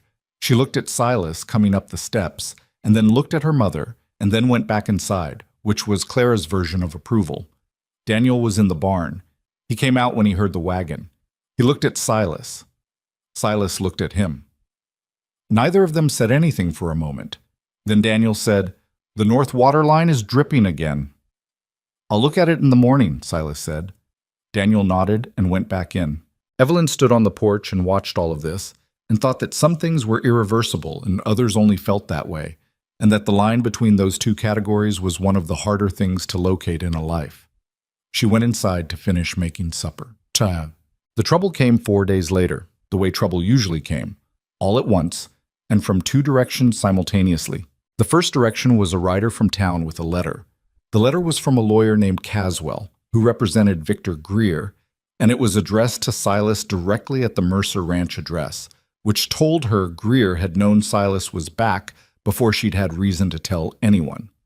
The letter informed Silas that Greer had filed a competing claim through the county court and was requesting a formal hearing in 3 weeks to adjudicate the original reversionary clause and Greer's purchased interest in the bank debt simultaneously. The second direction was Aldrich himself. He arrived the same afternoon in a wagon with 2 men she didn't know, and he didn't come to the house. He stopped on the road at the property line and stayed there, which was technically legal, and he talked with his 2 men and looked at the ranch with a proprietary attention that made the back of her neck go tight. Silas stood beside her on the porch and looked at the 3 men on the road. "He's not going to leave," Silas said. "I know. And Greer's hearing in 3 weeks. If the court validates the competing claim—" "I know," she said again. She looked at the men on the road and then at the ranch around her. The repaired barn, the cleared fence lines, the east pasture beginning to show the first gray-green of something coming back to life underneath the receding snow. She thought about April and the bank deadline and the 45 days that Locke had given her that were now 30 and running. She thought about 3 children who had lost one parent already. She turned to Silas. He was looking at her, not at the men on the road. "What options do we have?" she said. She said we deliberately this time. He was quiet for a moment. He had the look of a man who has been running calculations and has arrived at a number he wasn't expecting. "1," he said. "There's one clean option." "Tell me." He looked at her steadily. "I can file a resolution of the claim," he said, "voluntarily, before Greer's hearing. Withdraw the reversionary claim entirely and simultaneously use the legal standing I have right now, before the withdrawal, to challenge the bank debt structure on technical grounds." He paused. "There were irregularities in how your husband's loans were documented. I've been looking at the records. If the original debt documentation has problems, and I think it does, the foreclosure timeline can be challenged. Maybe the whole debt restructured." She stared at him. "You've been looking at the bank records. For 3 weeks. I have a contact in Cheyenne who can get the originals. You were doing this before you told me about the claim." "Yes." She looked at him for a moment. "Why?" He held her eyes. "Because I knew what I was going to choose before I could say it out loud," he said. "It just took me a while to get there." Aldrich and his men were still on the road. The barn door was making its sound. A crow lit on the fence post by the south pasture and sat there looking at nothing in particular. "If you withdraw the claim," she said slowly, "you get nothing. You spent 15 years on that." "I know what I spent," he said. "Silas, Evelyn." He said her name the way he'd said it in the barn that first night, like something he meant. "What I came here for and what I actually want have turned out to be different things. That's on me. Let me do something useful with it." She looked at him. The crow lifted off the fence post and was gone. The men on the road hadn't moved. She thought about the night she'd opened the door to the dark and looked at a half-frozen stranger, and decided that the right thing was to let him in. She'd never been able to fully explain that decision, not even to herself. It had just been what the moment required. "Do it," she said. "Whatever you need to do, do it."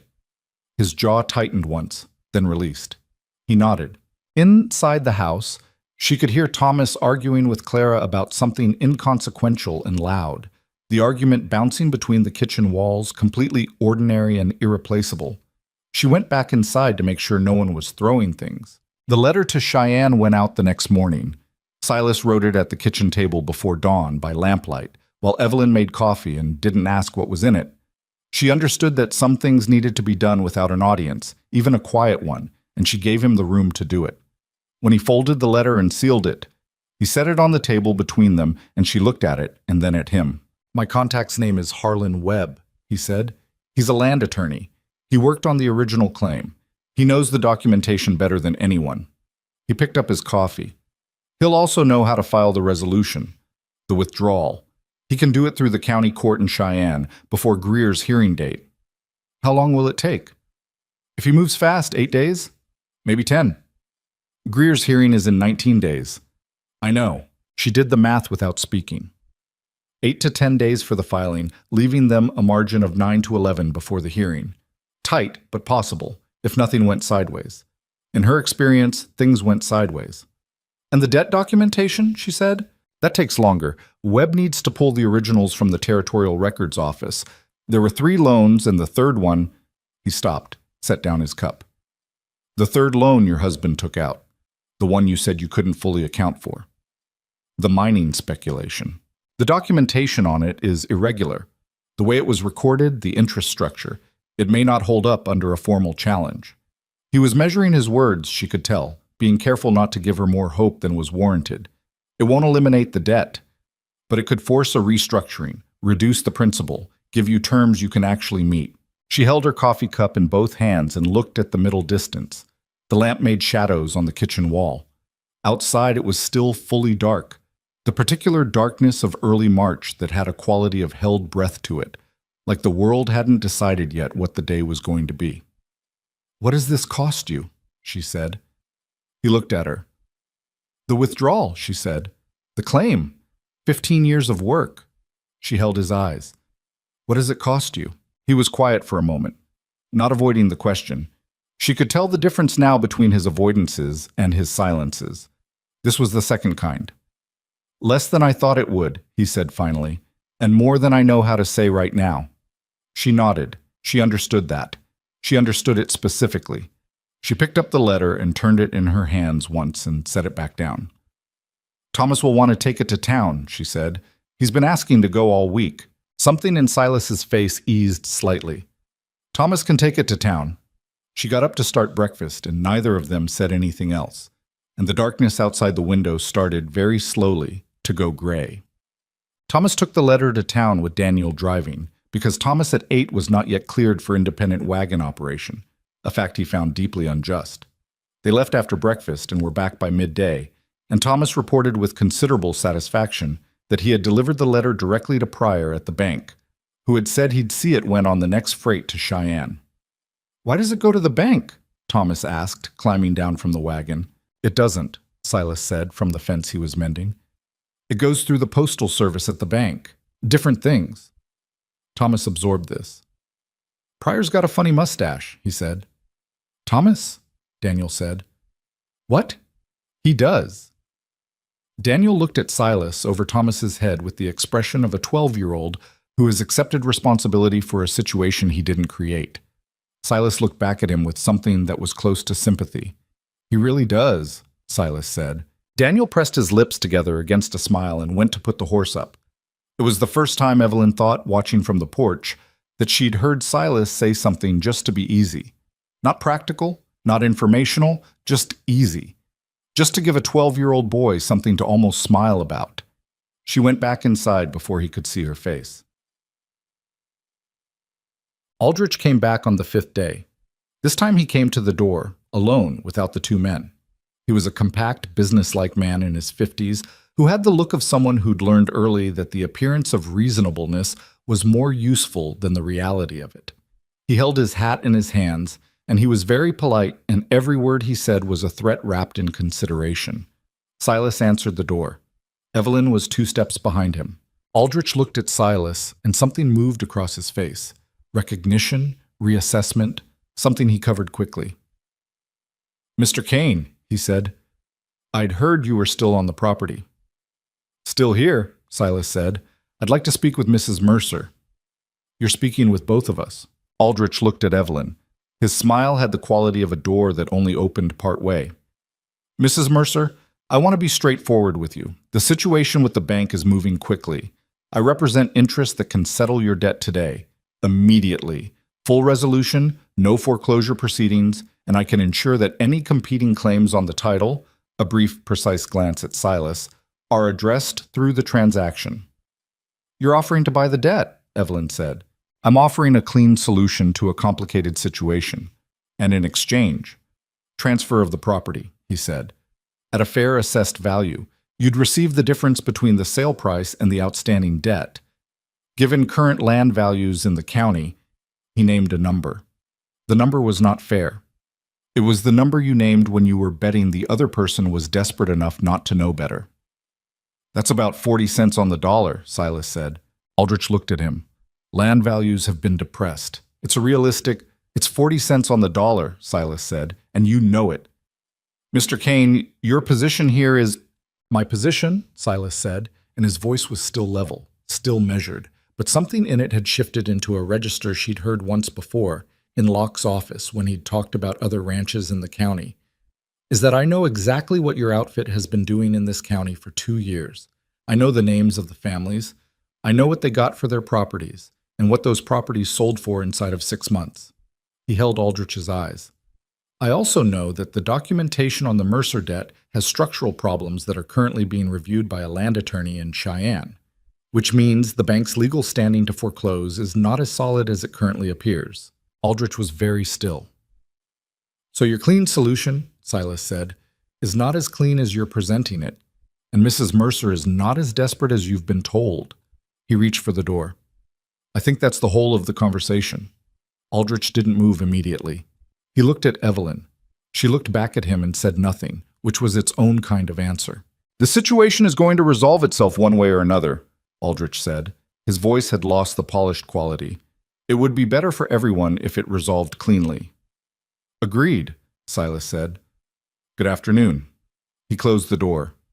The hallway was very quiet. Evelyn stood a foot behind Silas and looked at the closed door and waited for the sound of Aldrich's footsteps leaving the porch. They came after a moment, slow and deliberate, and then the sound of his horse moving away. She let out a breath. He'll go straight to Greer, Silas said. I know. Which means Greer knows about the Cheyenne filing. He probably already knew. She looked at the door. That wasn't a negotiation. That was them finding out where we stand. Yes. She turned and walked back toward the kitchen. Then they'll move faster, she said. And so do we. The letter from Harlan Webb arrived on the 9th day. It was longer than Silas had expected, which meant something had gotten complicated, which Evelyn could tell from the way he read it at the kitchen table with his jaw getting progressively tighter. She watched him read it and didn't ask, and then he set it down and looked at her. The withdrawal can be filed, he said. That part is clean. Webb can have it at the county court by the end of the week. But, she said, the debt documentation. He spread the letter flat on the table. The third loan. The mining speculation. Webb found what he was looking for. The interest documentation is irregular in ways that should be challengeable. He paused. But the bank's lawyer has already filed a formal response to a preliminary inquiry Webb sent. They're contesting the challenge. It's not going to resolve before Greer's hearing. She sat down across from him. What does that mean for us? It means the hearing happens on schedule. Greer makes his case for the competing claim and the debt purchase. And our counter is... He stopped. What? She said. Webb thinks we can challenge Greer's standing at the hearing, he said. The legal grounds for his competing claim are thin. He's using the family connection angle, the children's welfare argument. But if we can show that the ranch is viable and the debt challenge has genuine merit... He looked at the letter. Webb wants to appear at the hearing, represent our position directly. That costs money, she said. I'll cover it. She looked at him. Evelyn, he said quietly, let me cover it. She thought about what it meant. A man paying a lawyer to defend a property he was simultaneously surrendering his own claim to. She thought about the mathematics of it and the thing underneath the mathematics. All right, she said. He nodded and looked back at the letter. There's one more thing, he said. He said it carefully. The particular care he used when something mattered more than he wanted to show. Greer's lawyer, Caswell. He's filed a supplementary motion with the hearing. He pushed the letter across the table toward her. He's requesting a court evaluation of the children's welfare situation. Formal. A county officer would come to the property. She looked at the letter, at the legal language that reduced her children to a welfare situation. She felt something move through her chest that was older and colder than anger. He's threatening to take them, she said. He can't take them, Silas said. Webb is certain of that. Your children are healthy and housed, and there is no legitimate grounds. He doesn't need legitimate grounds, she said. He needs a hearing date and a cooperative judge and enough noise to make it look like a question. She looked up. You said that about Greer's strategy at the beginning. Make enough noise and hope something sticks. Yeah? Yes, he said, which is why we don't let it become noise. He folded the letter.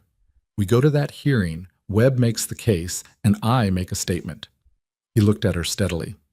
Personally, on the record, about the claim, the withdrawal, and the condition of the property and family. You'd testify. I'd testify.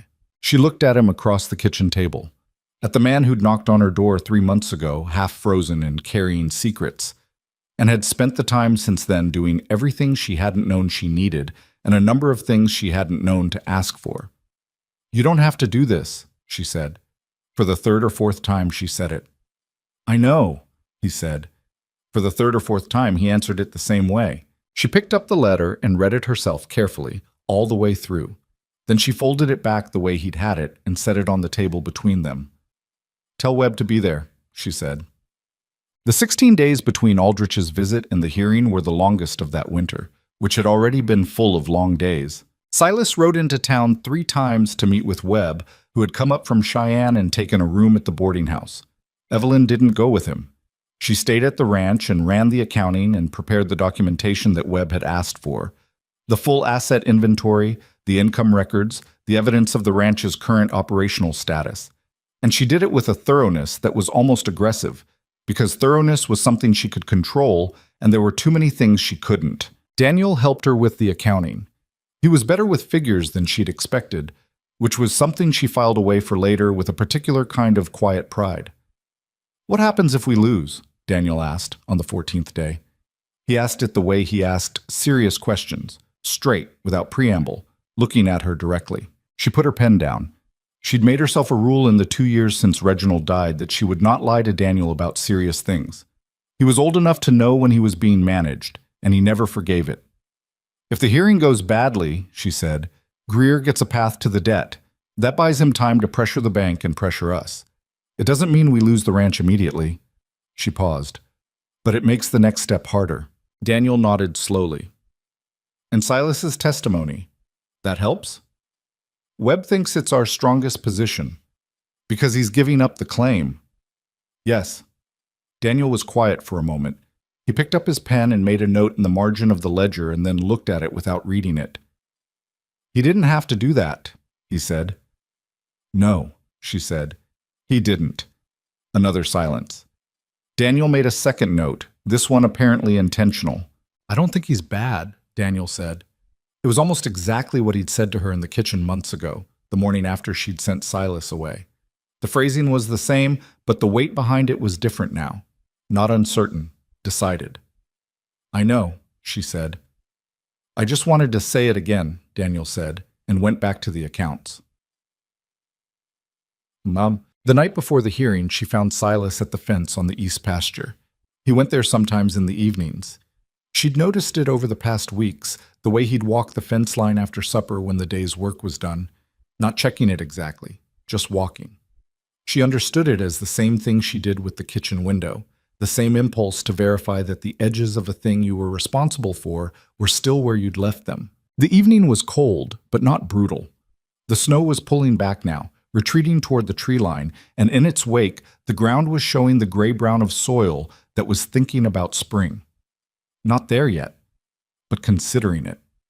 She came up beside him at the fence and leaned on the top rail and looked at the east pasture in the fading light. He looked at her and then back at the field. You nervous? She said. About tomorrow? About tomorrow. He thought about it. Not nervous, he said. I know what I'm going to say. I've known it for a while. What are you going to say? He was quiet for a moment. Not the thinking kind of quiet. The gathering kind. that the property in question has been maintained and improved, that the family on it is stable and the children are well, that my legal claim is being withdrawn voluntarily and in full without compensation, because the property is not mine by anything that matters and never was. He paused. And that anyone who is trying to use a dead man's debts and a family's grief to take 400 acres from 3 children and their mother is welcome to explain that position to me directly. The last part surprised her. Webb knows you're going to say that last part, she said. Webb suggested I not say the last part. But you're going to say it. I'm going to say it. She looked at him. The light was going now, the sky above the tree line going from pale gold to a deep, cold blue. Sullivan moved in the pasture somewhere to the left, a dark shape against the gray ground. Your father loved this land, she said. It wasn't a question. He talked about it every day for 20 years, Silas said. The soil, the water rights, the way the light came down the valley in the morning. He looked at the field. I used to think he was foolish for it, for holding on to something he'd lost, for not letting it go and moving forward. He paused. I came here expecting to find the thing he wanted and claim it back. I didn't expect to find... He stopped. She waited. A reason to want something different, he said quietly. The cold settled around them. She could feel the warmth of him standing next to her, the actual physical warmth, which she'd been carefully not paying attention to for 3 months and was now paying attention to. Silas, she said. He looked at her.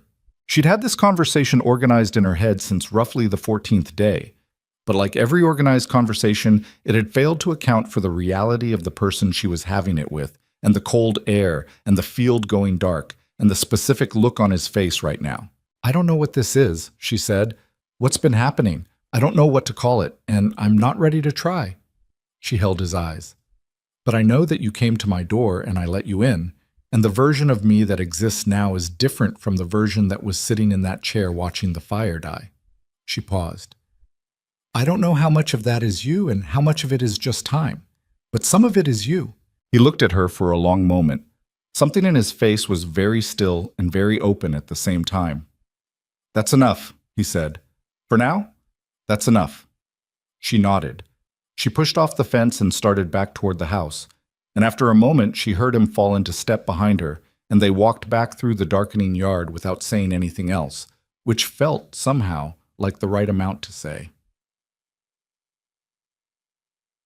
The hearing was held in the county courthouse in Blackstone Ridge, a wood-frame building that smelled of tobacco and old paper and was not designed for comfort, which was probably intentional. Judge Aldous Crane presided, a lean man in his 60s with the economy of movement that came from having listened to too many arguments over too many years and having learned that most of them resolved the same way, regardless of how long they took. Evelyn sat at the respondent's table with Webb on her left and Silas on her right. Across the aisle, Victor Greer sat with Caswell, his lawyer, who had brought a document folder thick enough to use as a doorstop and was apparently planning to use all of it. The courtroom was half full, which surprised her. She recognized Whitmore in the back row, and Martha Elland, and 2 men from the lumber operation she associated with Greer. She also recognized, unexpectedly, Harding Locke, sitting 3 rows back with his hat on his knee, his face arranged in something she couldn't read. She hadn't expected Locke to be there. Caswell went first. He was smooth and thorough, and he had clearly prepared for this, laying out Greer's claim to the debt, the competing interest in the title, and the welfare motion in a sequence that was designed to make each piece support the next. He spent 15 minutes on the welfare motion alone, presenting it with a careful sorrow that suggested his client's concern for the children was genuine and deep, which Evelyn found considerably more offensive than open hostility would have been. Judge Crane listened without expression. He made occasional notes. He asked 3 questions, each of them precise and uncomfortable for Caswell, in ways that were probably invisible to anyone not paying close attention, which told her something about the judge. Then Webb stood up. Harlan Webb was not a dramatic man. He was 60 years old and built like a fence post and wore the same coat he'd arrived from Cheyenne in, which had seen better years. He spoke without notes, without theatrical pause, and without, as far as Evelyn could tell, any particular concern about Caswell's document folder. He walked through the debt documentation first. The irregularities in the third loan, the interest structure, the filing inconsistencies, the The way the note had been recorded in the territorial records in a manner that was, to put it plainly, sloppy in ways that benefited the lender and disadvantaged the borrower. He laid it out in plain language and then turned to Judge Crane. The foreclosure proceeding rests on this documentation, Webb said. If the documentation is materially irregular, the proceeding is premature. The bank cannot foreclose on a debt that has not been properly established in the eyes of the court. He paused. We're asking for a formal review of the debt record before any transfer of interest is permitted. Caswell objected. Crane sustained the objection on a technicality, but made a note that told Evelyn, again, something about his thinking. Then Webb said, I'd like to call Mr. Silas Kane. Silas stood and came to the front of the courtroom and took the chair beside the judge's bench and sat in it the way he sat in most chairs. Steady, straight, taking up exactly the space he needed and not working to manage how it looked. Webb asked him to describe his legal claim on the property. Silas described it. The reversionary clause, the 15 years of title research, the attorney in Cheyenne. He described it plainly and completely. Then Webb asked him to describe the current status of that claim. I'm withdrawing it, Silas said. Voluntarily, full withdrawal, no conditions, no compensation. The courtroom made a small sound, not loud, just a collective shift. Can you explain the basis for that decision? Webb said. The clause was valid as a legal matter, Silas said. I spent a long time establishing that.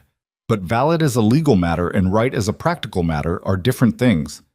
He looked at Judge Crane, not at the room. The Mercer family has been on that land for 15 years.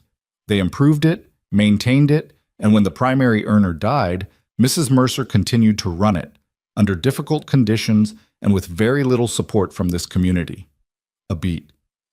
My father lost that property through a transaction that was, at best, opportunistic. Reclaiming it through a legal technicality and selling it to someone who would then resell it at a profit doesn't address what my father lost. It just moves the problem onto different people. The courtroom was quiet. I've been on the Mercer Ranch for 3 months, he said. The children are healthy. The property is operational. Mrs. Mercer is a capable manager who has been managing an impossible situation competently. There is no welfare concern. There is no crisis that requires anyone's intervention. He said the last part the way you say something when you want it to land in a specific direction. What there is a family that has been fighting to stay in their home, and a collection of outside interests that have been trying to make that harder. Caswell was on his feet. Objection. This is sustained, Crane said, but he was writing something.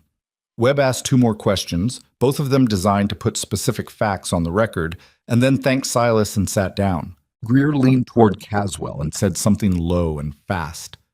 Caswell stood again and began what was clearly a pivot, abandoning the welfare motion, refocusing on the debt purchase, trying to reconstruct the argument on narrower grounds. Crane listened and then said, in the flat, tired voice of a man who has been doing this for 40 years, Counselor, is your client contending that the debt purchase supersedes a voluntary resolution of the competing title claim? Your Honor, the competing claims withdrawal doesn't address, because if that's the contention, Crane said, I'd like to understand the legal theory by which a man with no family connection to the property and no prior interest in the debt suddenly has standing to challenge a title resolution. He looked at Caswell over his glasses. Take your time. Caswell took his time. It didn't help. The hearing lasted 4 hours total, including a 30-minute recess during which Evelyn stood in the hallway outside and Silas stood next to her, and neither of them spoke. She was aware of people looking at them. She was aware of Locke, who passed them in the hallway during the recess and stopped. Mrs. Mercer, Locke said. She looked at him. The debt review Webb is requesting, Locke said quietly, not for the room. The bank will cooperate with it. He paused. The third loan documentation. I inherited that file from my predecessor. I've had questions about it myself. She looked at him for a moment. Why are you telling me this now? He glanced once at the closed courtroom door. Because Greer approached me about facilitating that welfare motion, he said, and that's not something I'm willing to be a part of. He put his hat on. Good afternoon. He walked away down the hall. She stood where she was and felt Silas beside her and said nothing. When the hearing resumed, Judge Crane denied Greer's motion for a competing claim hearing, citing insufficient standing. He ordered a formal review of the debt documentation, to be completed within 60 days. He dismissed the welfare motion with a terseness that made Caswell visibly uncomfortable, and he noted, on the record, that voluntary resolution of competing title claims was a matter of public record and not subject to challenge by third parties. Greer left without looking at anyone. Aldrich, who had been in the back row and who Evelyn had not noticed until the hearing ended, left 2 steps behind him. Webb shook her hand and then Silas's hand and said he'd be in touch about the debt review. He left. The courtroom emptied around them until they were the last 2 people in it, sitting at the respondents' table in the quiet that falls after something significant has happened. "Is it over?" she said. She meant the hearing.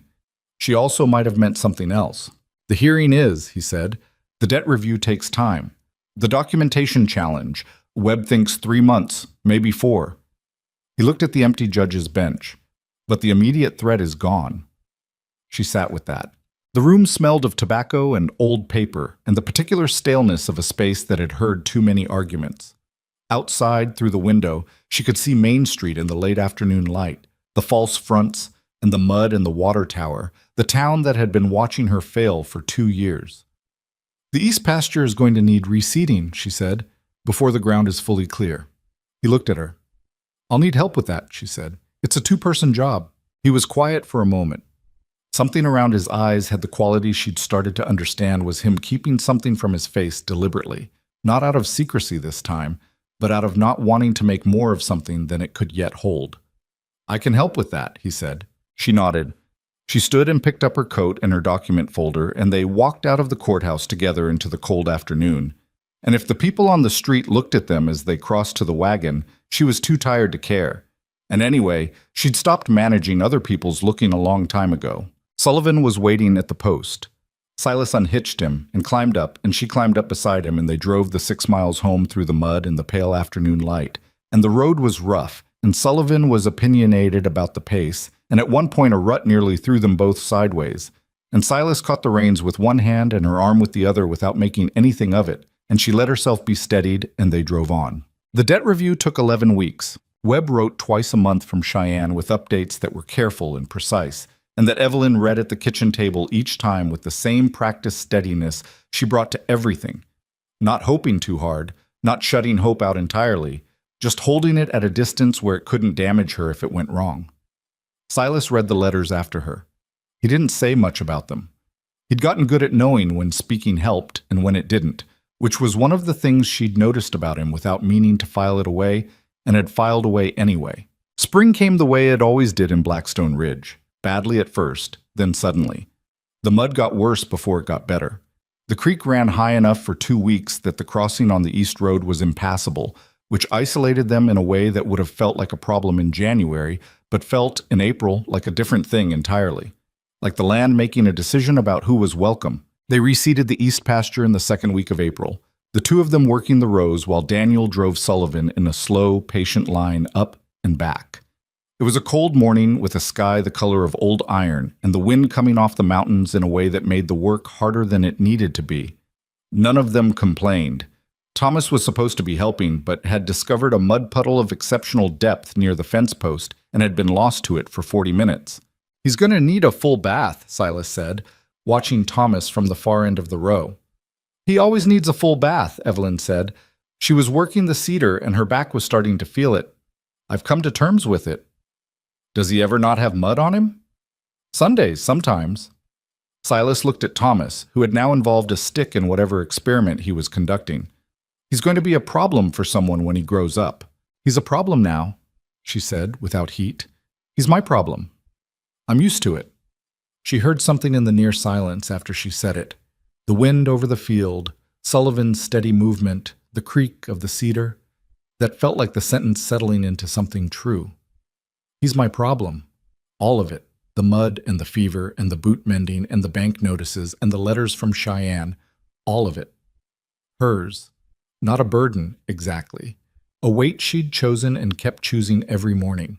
She looked up and found Silas looking at her with that expression she'd stopped trying to decode and had started just receiving. "What?" she said. "Nothing," he said.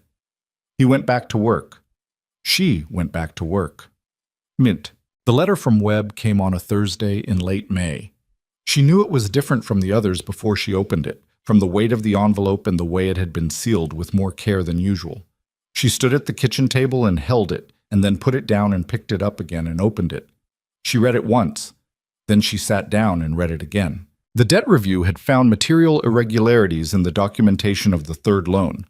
Webb had obtained the original territorial records and had found, buried in the chain of title, evidence that the interest structure had been modified after the initial signing, modified in a way that increased the outstanding balance substantially. The modification bore her late husband's name, but not, Webb believed, her late husband's actual signature. He had submitted this finding to the territorial court along with a formal challenge. The bank had not contested it. Harding Locke had apparently made a decision. The result was a court-ordered restructuring. The third loan's principal was reduced to its original documented amount. The interest accumulated on the irregular structure was struck. The remaining debt, the legitimate debt, the debt Reginald had actually agreed to carry, was real and still owed, but it was less than half of what the bank had been claiming. It was a number she could see a path to, not an easy path, not a short path, but a path. There was no foreclosure. She sat at the kitchen table for a long time with the letter in front of her, and her hands flat on either side of it, and she did not cry, because she'd made a practice of not crying, but something in her chest moved in a way that felt like a door she'd been holding shut for 2 years slowly and carefully being allowed to close on its own. She heard boots on the porch. The door opened. Silas came in from the morning's work and stopped when he saw her face. "Webb's letter," she said. She couldn't quite arrange her voice into its usual shape. He crossed the room in 3 steps and picked up the letter and read it. She watched his face while he read it. He was still in the way. He was always still, but something around his eyes shifted and went quiet in a way that she understood now was him feeling something he wasn't going to name out loud. He set the letter down. "It worked," she said. It came out smaller than she intended. "It worked," he said. She pressed the heels of her hands to her eyes, once, quickly, and then straightened and picked up the letter and folded it neatly and put it in the document folder where she kept the things that mattered. Her hands were steadier than she expected. "I need to write to Webb," she said, "and I need to go see Locke. I'll come with you." "You don't—" "Evelyn." She looked at him. "I know I don't have to," he said. "I'll come with you." She allowed herself for a moment to simply be glad he was there. Not analyzing it, not holding it at distance, just being glad. It was a thing she was learning to do, slowly, imperfectly, but learning. "After breakfast," she said, "Bet." Harding Locke received them in his office, and he looked like a man who had made a decision that cost him something and had made it anyway and was living in the aftermath of that. He was more tired than the last time she'd seen him. There were papers on his desk she didn't recognize the nature of, and something in the arrangement of his hands suggested they'd been having a hard few weeks. "The restructuring is finalized," he said without preamble. "You'll receive the formal documentation by end of week." "I know," she said. "Webb wrote." He nodded. He looked at his desk for a moment, then at her. "The irregularities in the third loan documentation. They were in files I inherited from my predecessor, who has since passed." He paused carefully. "I should have reviewed them more thoroughly when I took on the position." She understood what he was telling her. Not a full accounting, not a confession. He was a banker and he would never give her either of those. But an acknowledgement. That something had been wrong and it had been in his files and he had, when the moment came, chosen not to fight it. "I appreciate that," she said. He looked at Silas.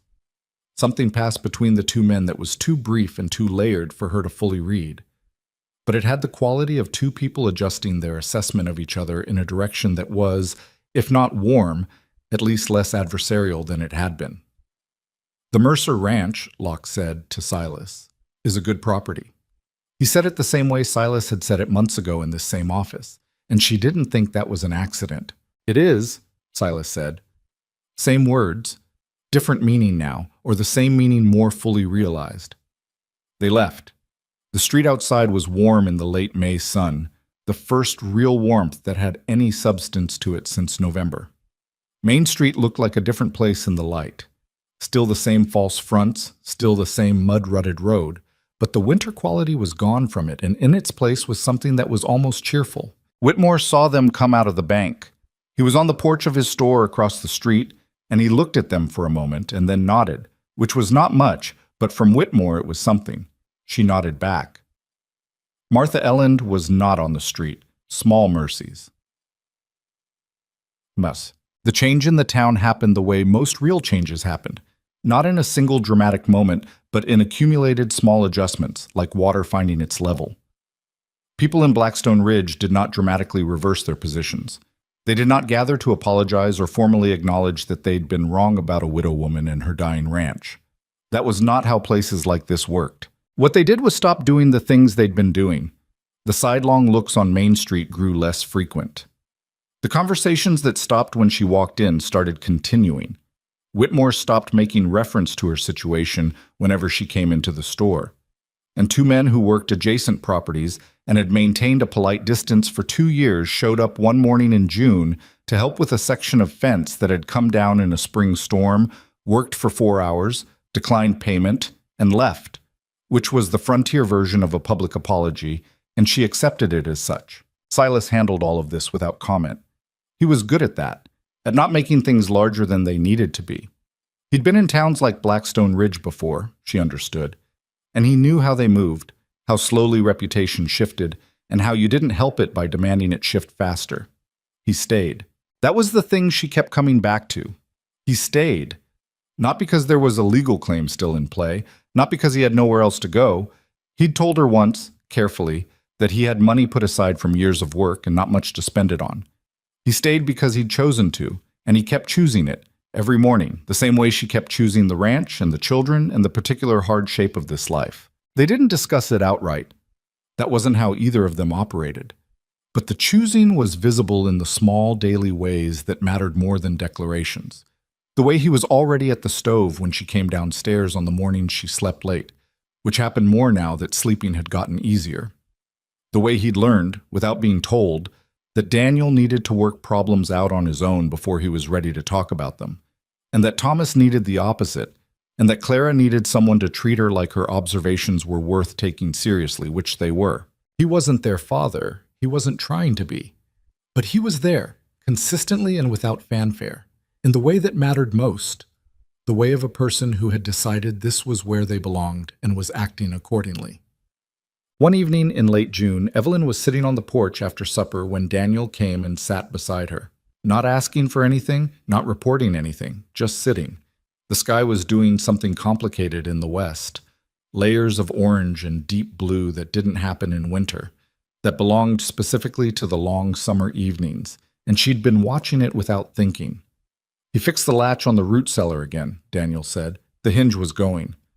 I know, I saw. Daniel looked at the sky.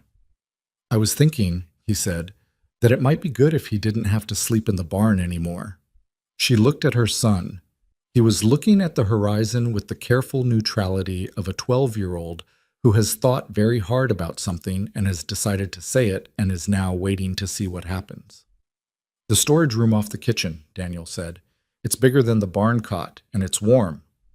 Daniel, I'm just saying it's there. He paused.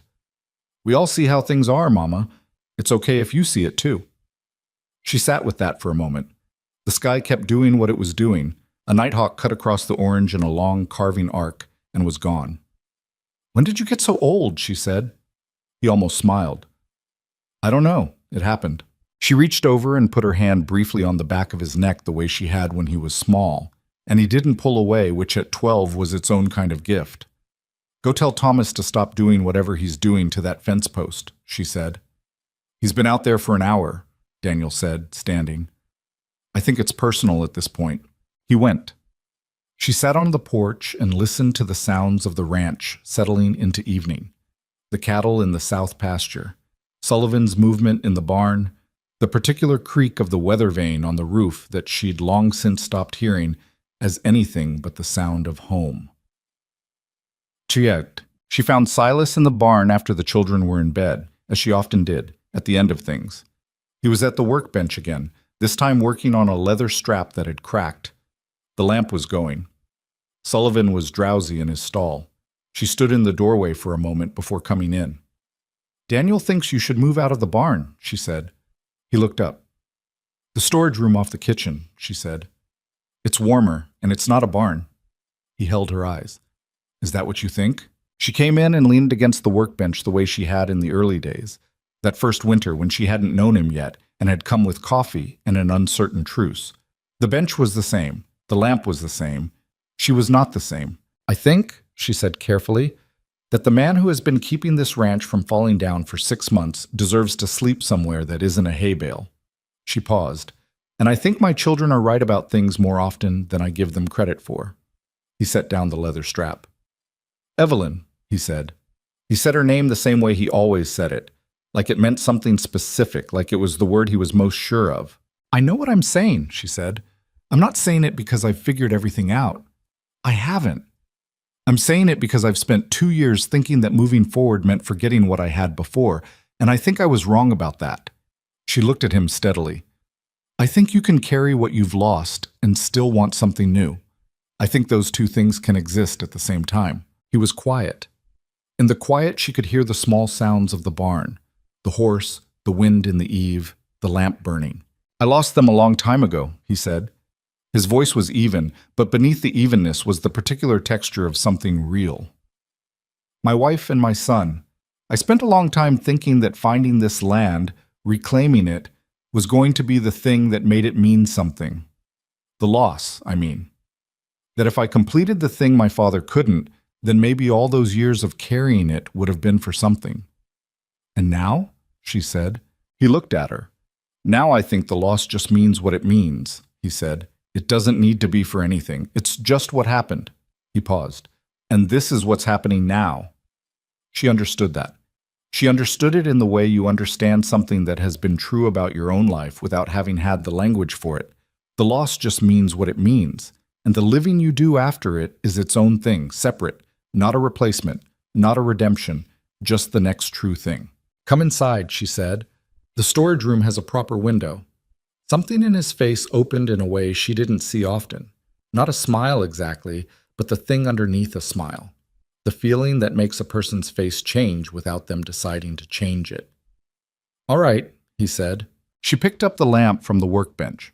They walked back across the yard to the house, through the warm June dark, and she didn't think about what anyone in Blackstone Ridge might say, because she'd stopped managing that a long time ago, and the freedom of that, she'd found, was one of the few things that got easier the longer you practiced it. Peace. The summer was not easy. Nothing on a working ranch was ever fully easy, and this one was no exception. The cattle numbers rebuilt slowly. The debt repayment schedule was real and required attention, and there were 2 months where the margin was thin enough to keep her up at night. The east pasture reseeding took longer to establish than expected, and a dry spell in July had her checking the soil every morning with the particular dread of someone who knows how quickly a season can turn. None of these things resolved themselves neatly. They resolved themselves the way actual problems resolved, through sustained work and imperfect improvisation, and occasional setbacks, and the particular stubbornness of people who had decided they were not leaving. Silas was not a simple man to live alongside. He was quiet in ways that sometimes needed to be asked about. He had opinions about how certain things should be done that were occasionally wrong, and that he occasionally admitted were wrong, which was something. He woke in the night sometimes. She heard him, the movement in the storage room, the soft sound of boots on the floor when he went outside for air, and she understood that some things didn't resolve. They just got quieter, and you learned to live beside them. She was not easy either. She knew that. She held things too close and gave them up too slowly, and she had a specific silence she deployed when she was trying to work through something that Silas had learned to read and had learned, mostly, to wait out. She was impatient with her own uncertainty. She made decisions before she was ready, and then spent 3 days reconciling herself to them. They managed. Not smoothly, not like a story that has been cleaned up for retelling, but genuinely, in the daily, unglamorous way that actual lives manage. Thomas turned 9 in August and wanted, for reasons that were never fully explained, a fishing pole and permission to name the new calf. He received both. The calf was named Captain, which was not Evelyn's preference, but Thomas argued for it with a conviction that was difficult to counter logically. And Silas said that Captain was a fine name, with a straightness of face that she respected. Clara started teaching herself to read the maps in Reginald's old geography books, tracing routes to places she hadn't decided yet whether she wanted to go. She was 13 now and had the quality of a person who was becoming the specific energy of someone whose interior life was expanding faster than anyone around them could fully track. Evelyn recognized it. She'd been that girl once. Daniel turned 13 in October and spent a morning in the south pasture with Silas learning to read the land. The way soil moisture showed in the color of the grass, the way cattle moved when they were content versus when something was wrong, the small, legible signs that a person could spend a life learning to read. He came back quieter than he'd left, which was the sign that something had landed. That evening at supper, he asked Silas what he'd done before he started looking for the land claim. Not hostile, not testing, genuinely curious, in the way he'd become genuinely curious about Silas over these months. Silas thought about it. A lot of different things, he said. Worked cattle drives, did some freighting, couple of years working a timber operation up north. A pause. I wasn't particularly looking for anything. I was mostly just moving. Until you started looking for the land, Daniel said. Until I started looking for the land. Daniel turned this over. Do you miss it? Moving? Silas looked at him, then around the table. Thomas arguing with his food, Clara reading something she'd slipped onto her lap, Evelyn with her coffee watching the conversation, the lamp on the table, the sound of the house. No, he said. Not particularly. Daniel nodded like that was the answer he'd expected and went back to his supper, and the table returned to its ordinary noise. Evelyn caught Silas's eye across the table. She didn't say anything. She didn't have to. That was the thing about getting to know someone. Not the dramatic moments, not the crises and the hearings and the letters from Cheyenne, but the accumulation of ordinary evenings until you could hold a whole conversation in a glance, and both people knew exactly what was said. She went back to her coffee. The lamp burned. Outside, the first cold of autumn was moving in off the mountains, but not tonight. Tonight the air was still and the stars were doing what they did over the valley, and the ranch was exactly what it had always been. Imperfect, demanding, expensive in every sense, and entirely, completely hers. Not hers alone. Not anymore. But hers. That was the thing nobody told you about surviving something. That the survival itself wasn't the point. You got through the winter, you fought the bank, you held the fence and fed the cattle and kept the fire from going out, and then one day you looked up and realized the fighting had quietly become living. And you couldn't say exactly when the shift happened, only that it had, and that you were standing in the middle of a life you hadn't planned but had built, piece by piece, out of everything that had tried to break you. She hadn't gotten a second chance. She didn't believe in second chances, not really. What she'd gotten was the next thing. The thing that came after loss, after fear, after 2 years of barely holding on. Not a replacement for what she'd had, just the next true thing. That turned out to be enough, more than enough. The ranch held. The family remained. And on a clear October evening, standing on the porch in the last of the light with the mountains going dark at the edge of the sky, Evelyn Mercer breathed in the cold air and felt, for the first time in a very long time, that she had exactly as much as she needed. Not everything. Never everything. Just enough. And Silas Kane, standing 2 feet away with his hands in his pockets, looking at the same sky, understood without being told that she felt it, because he felt it too. Neither of them said so. They didn't need to.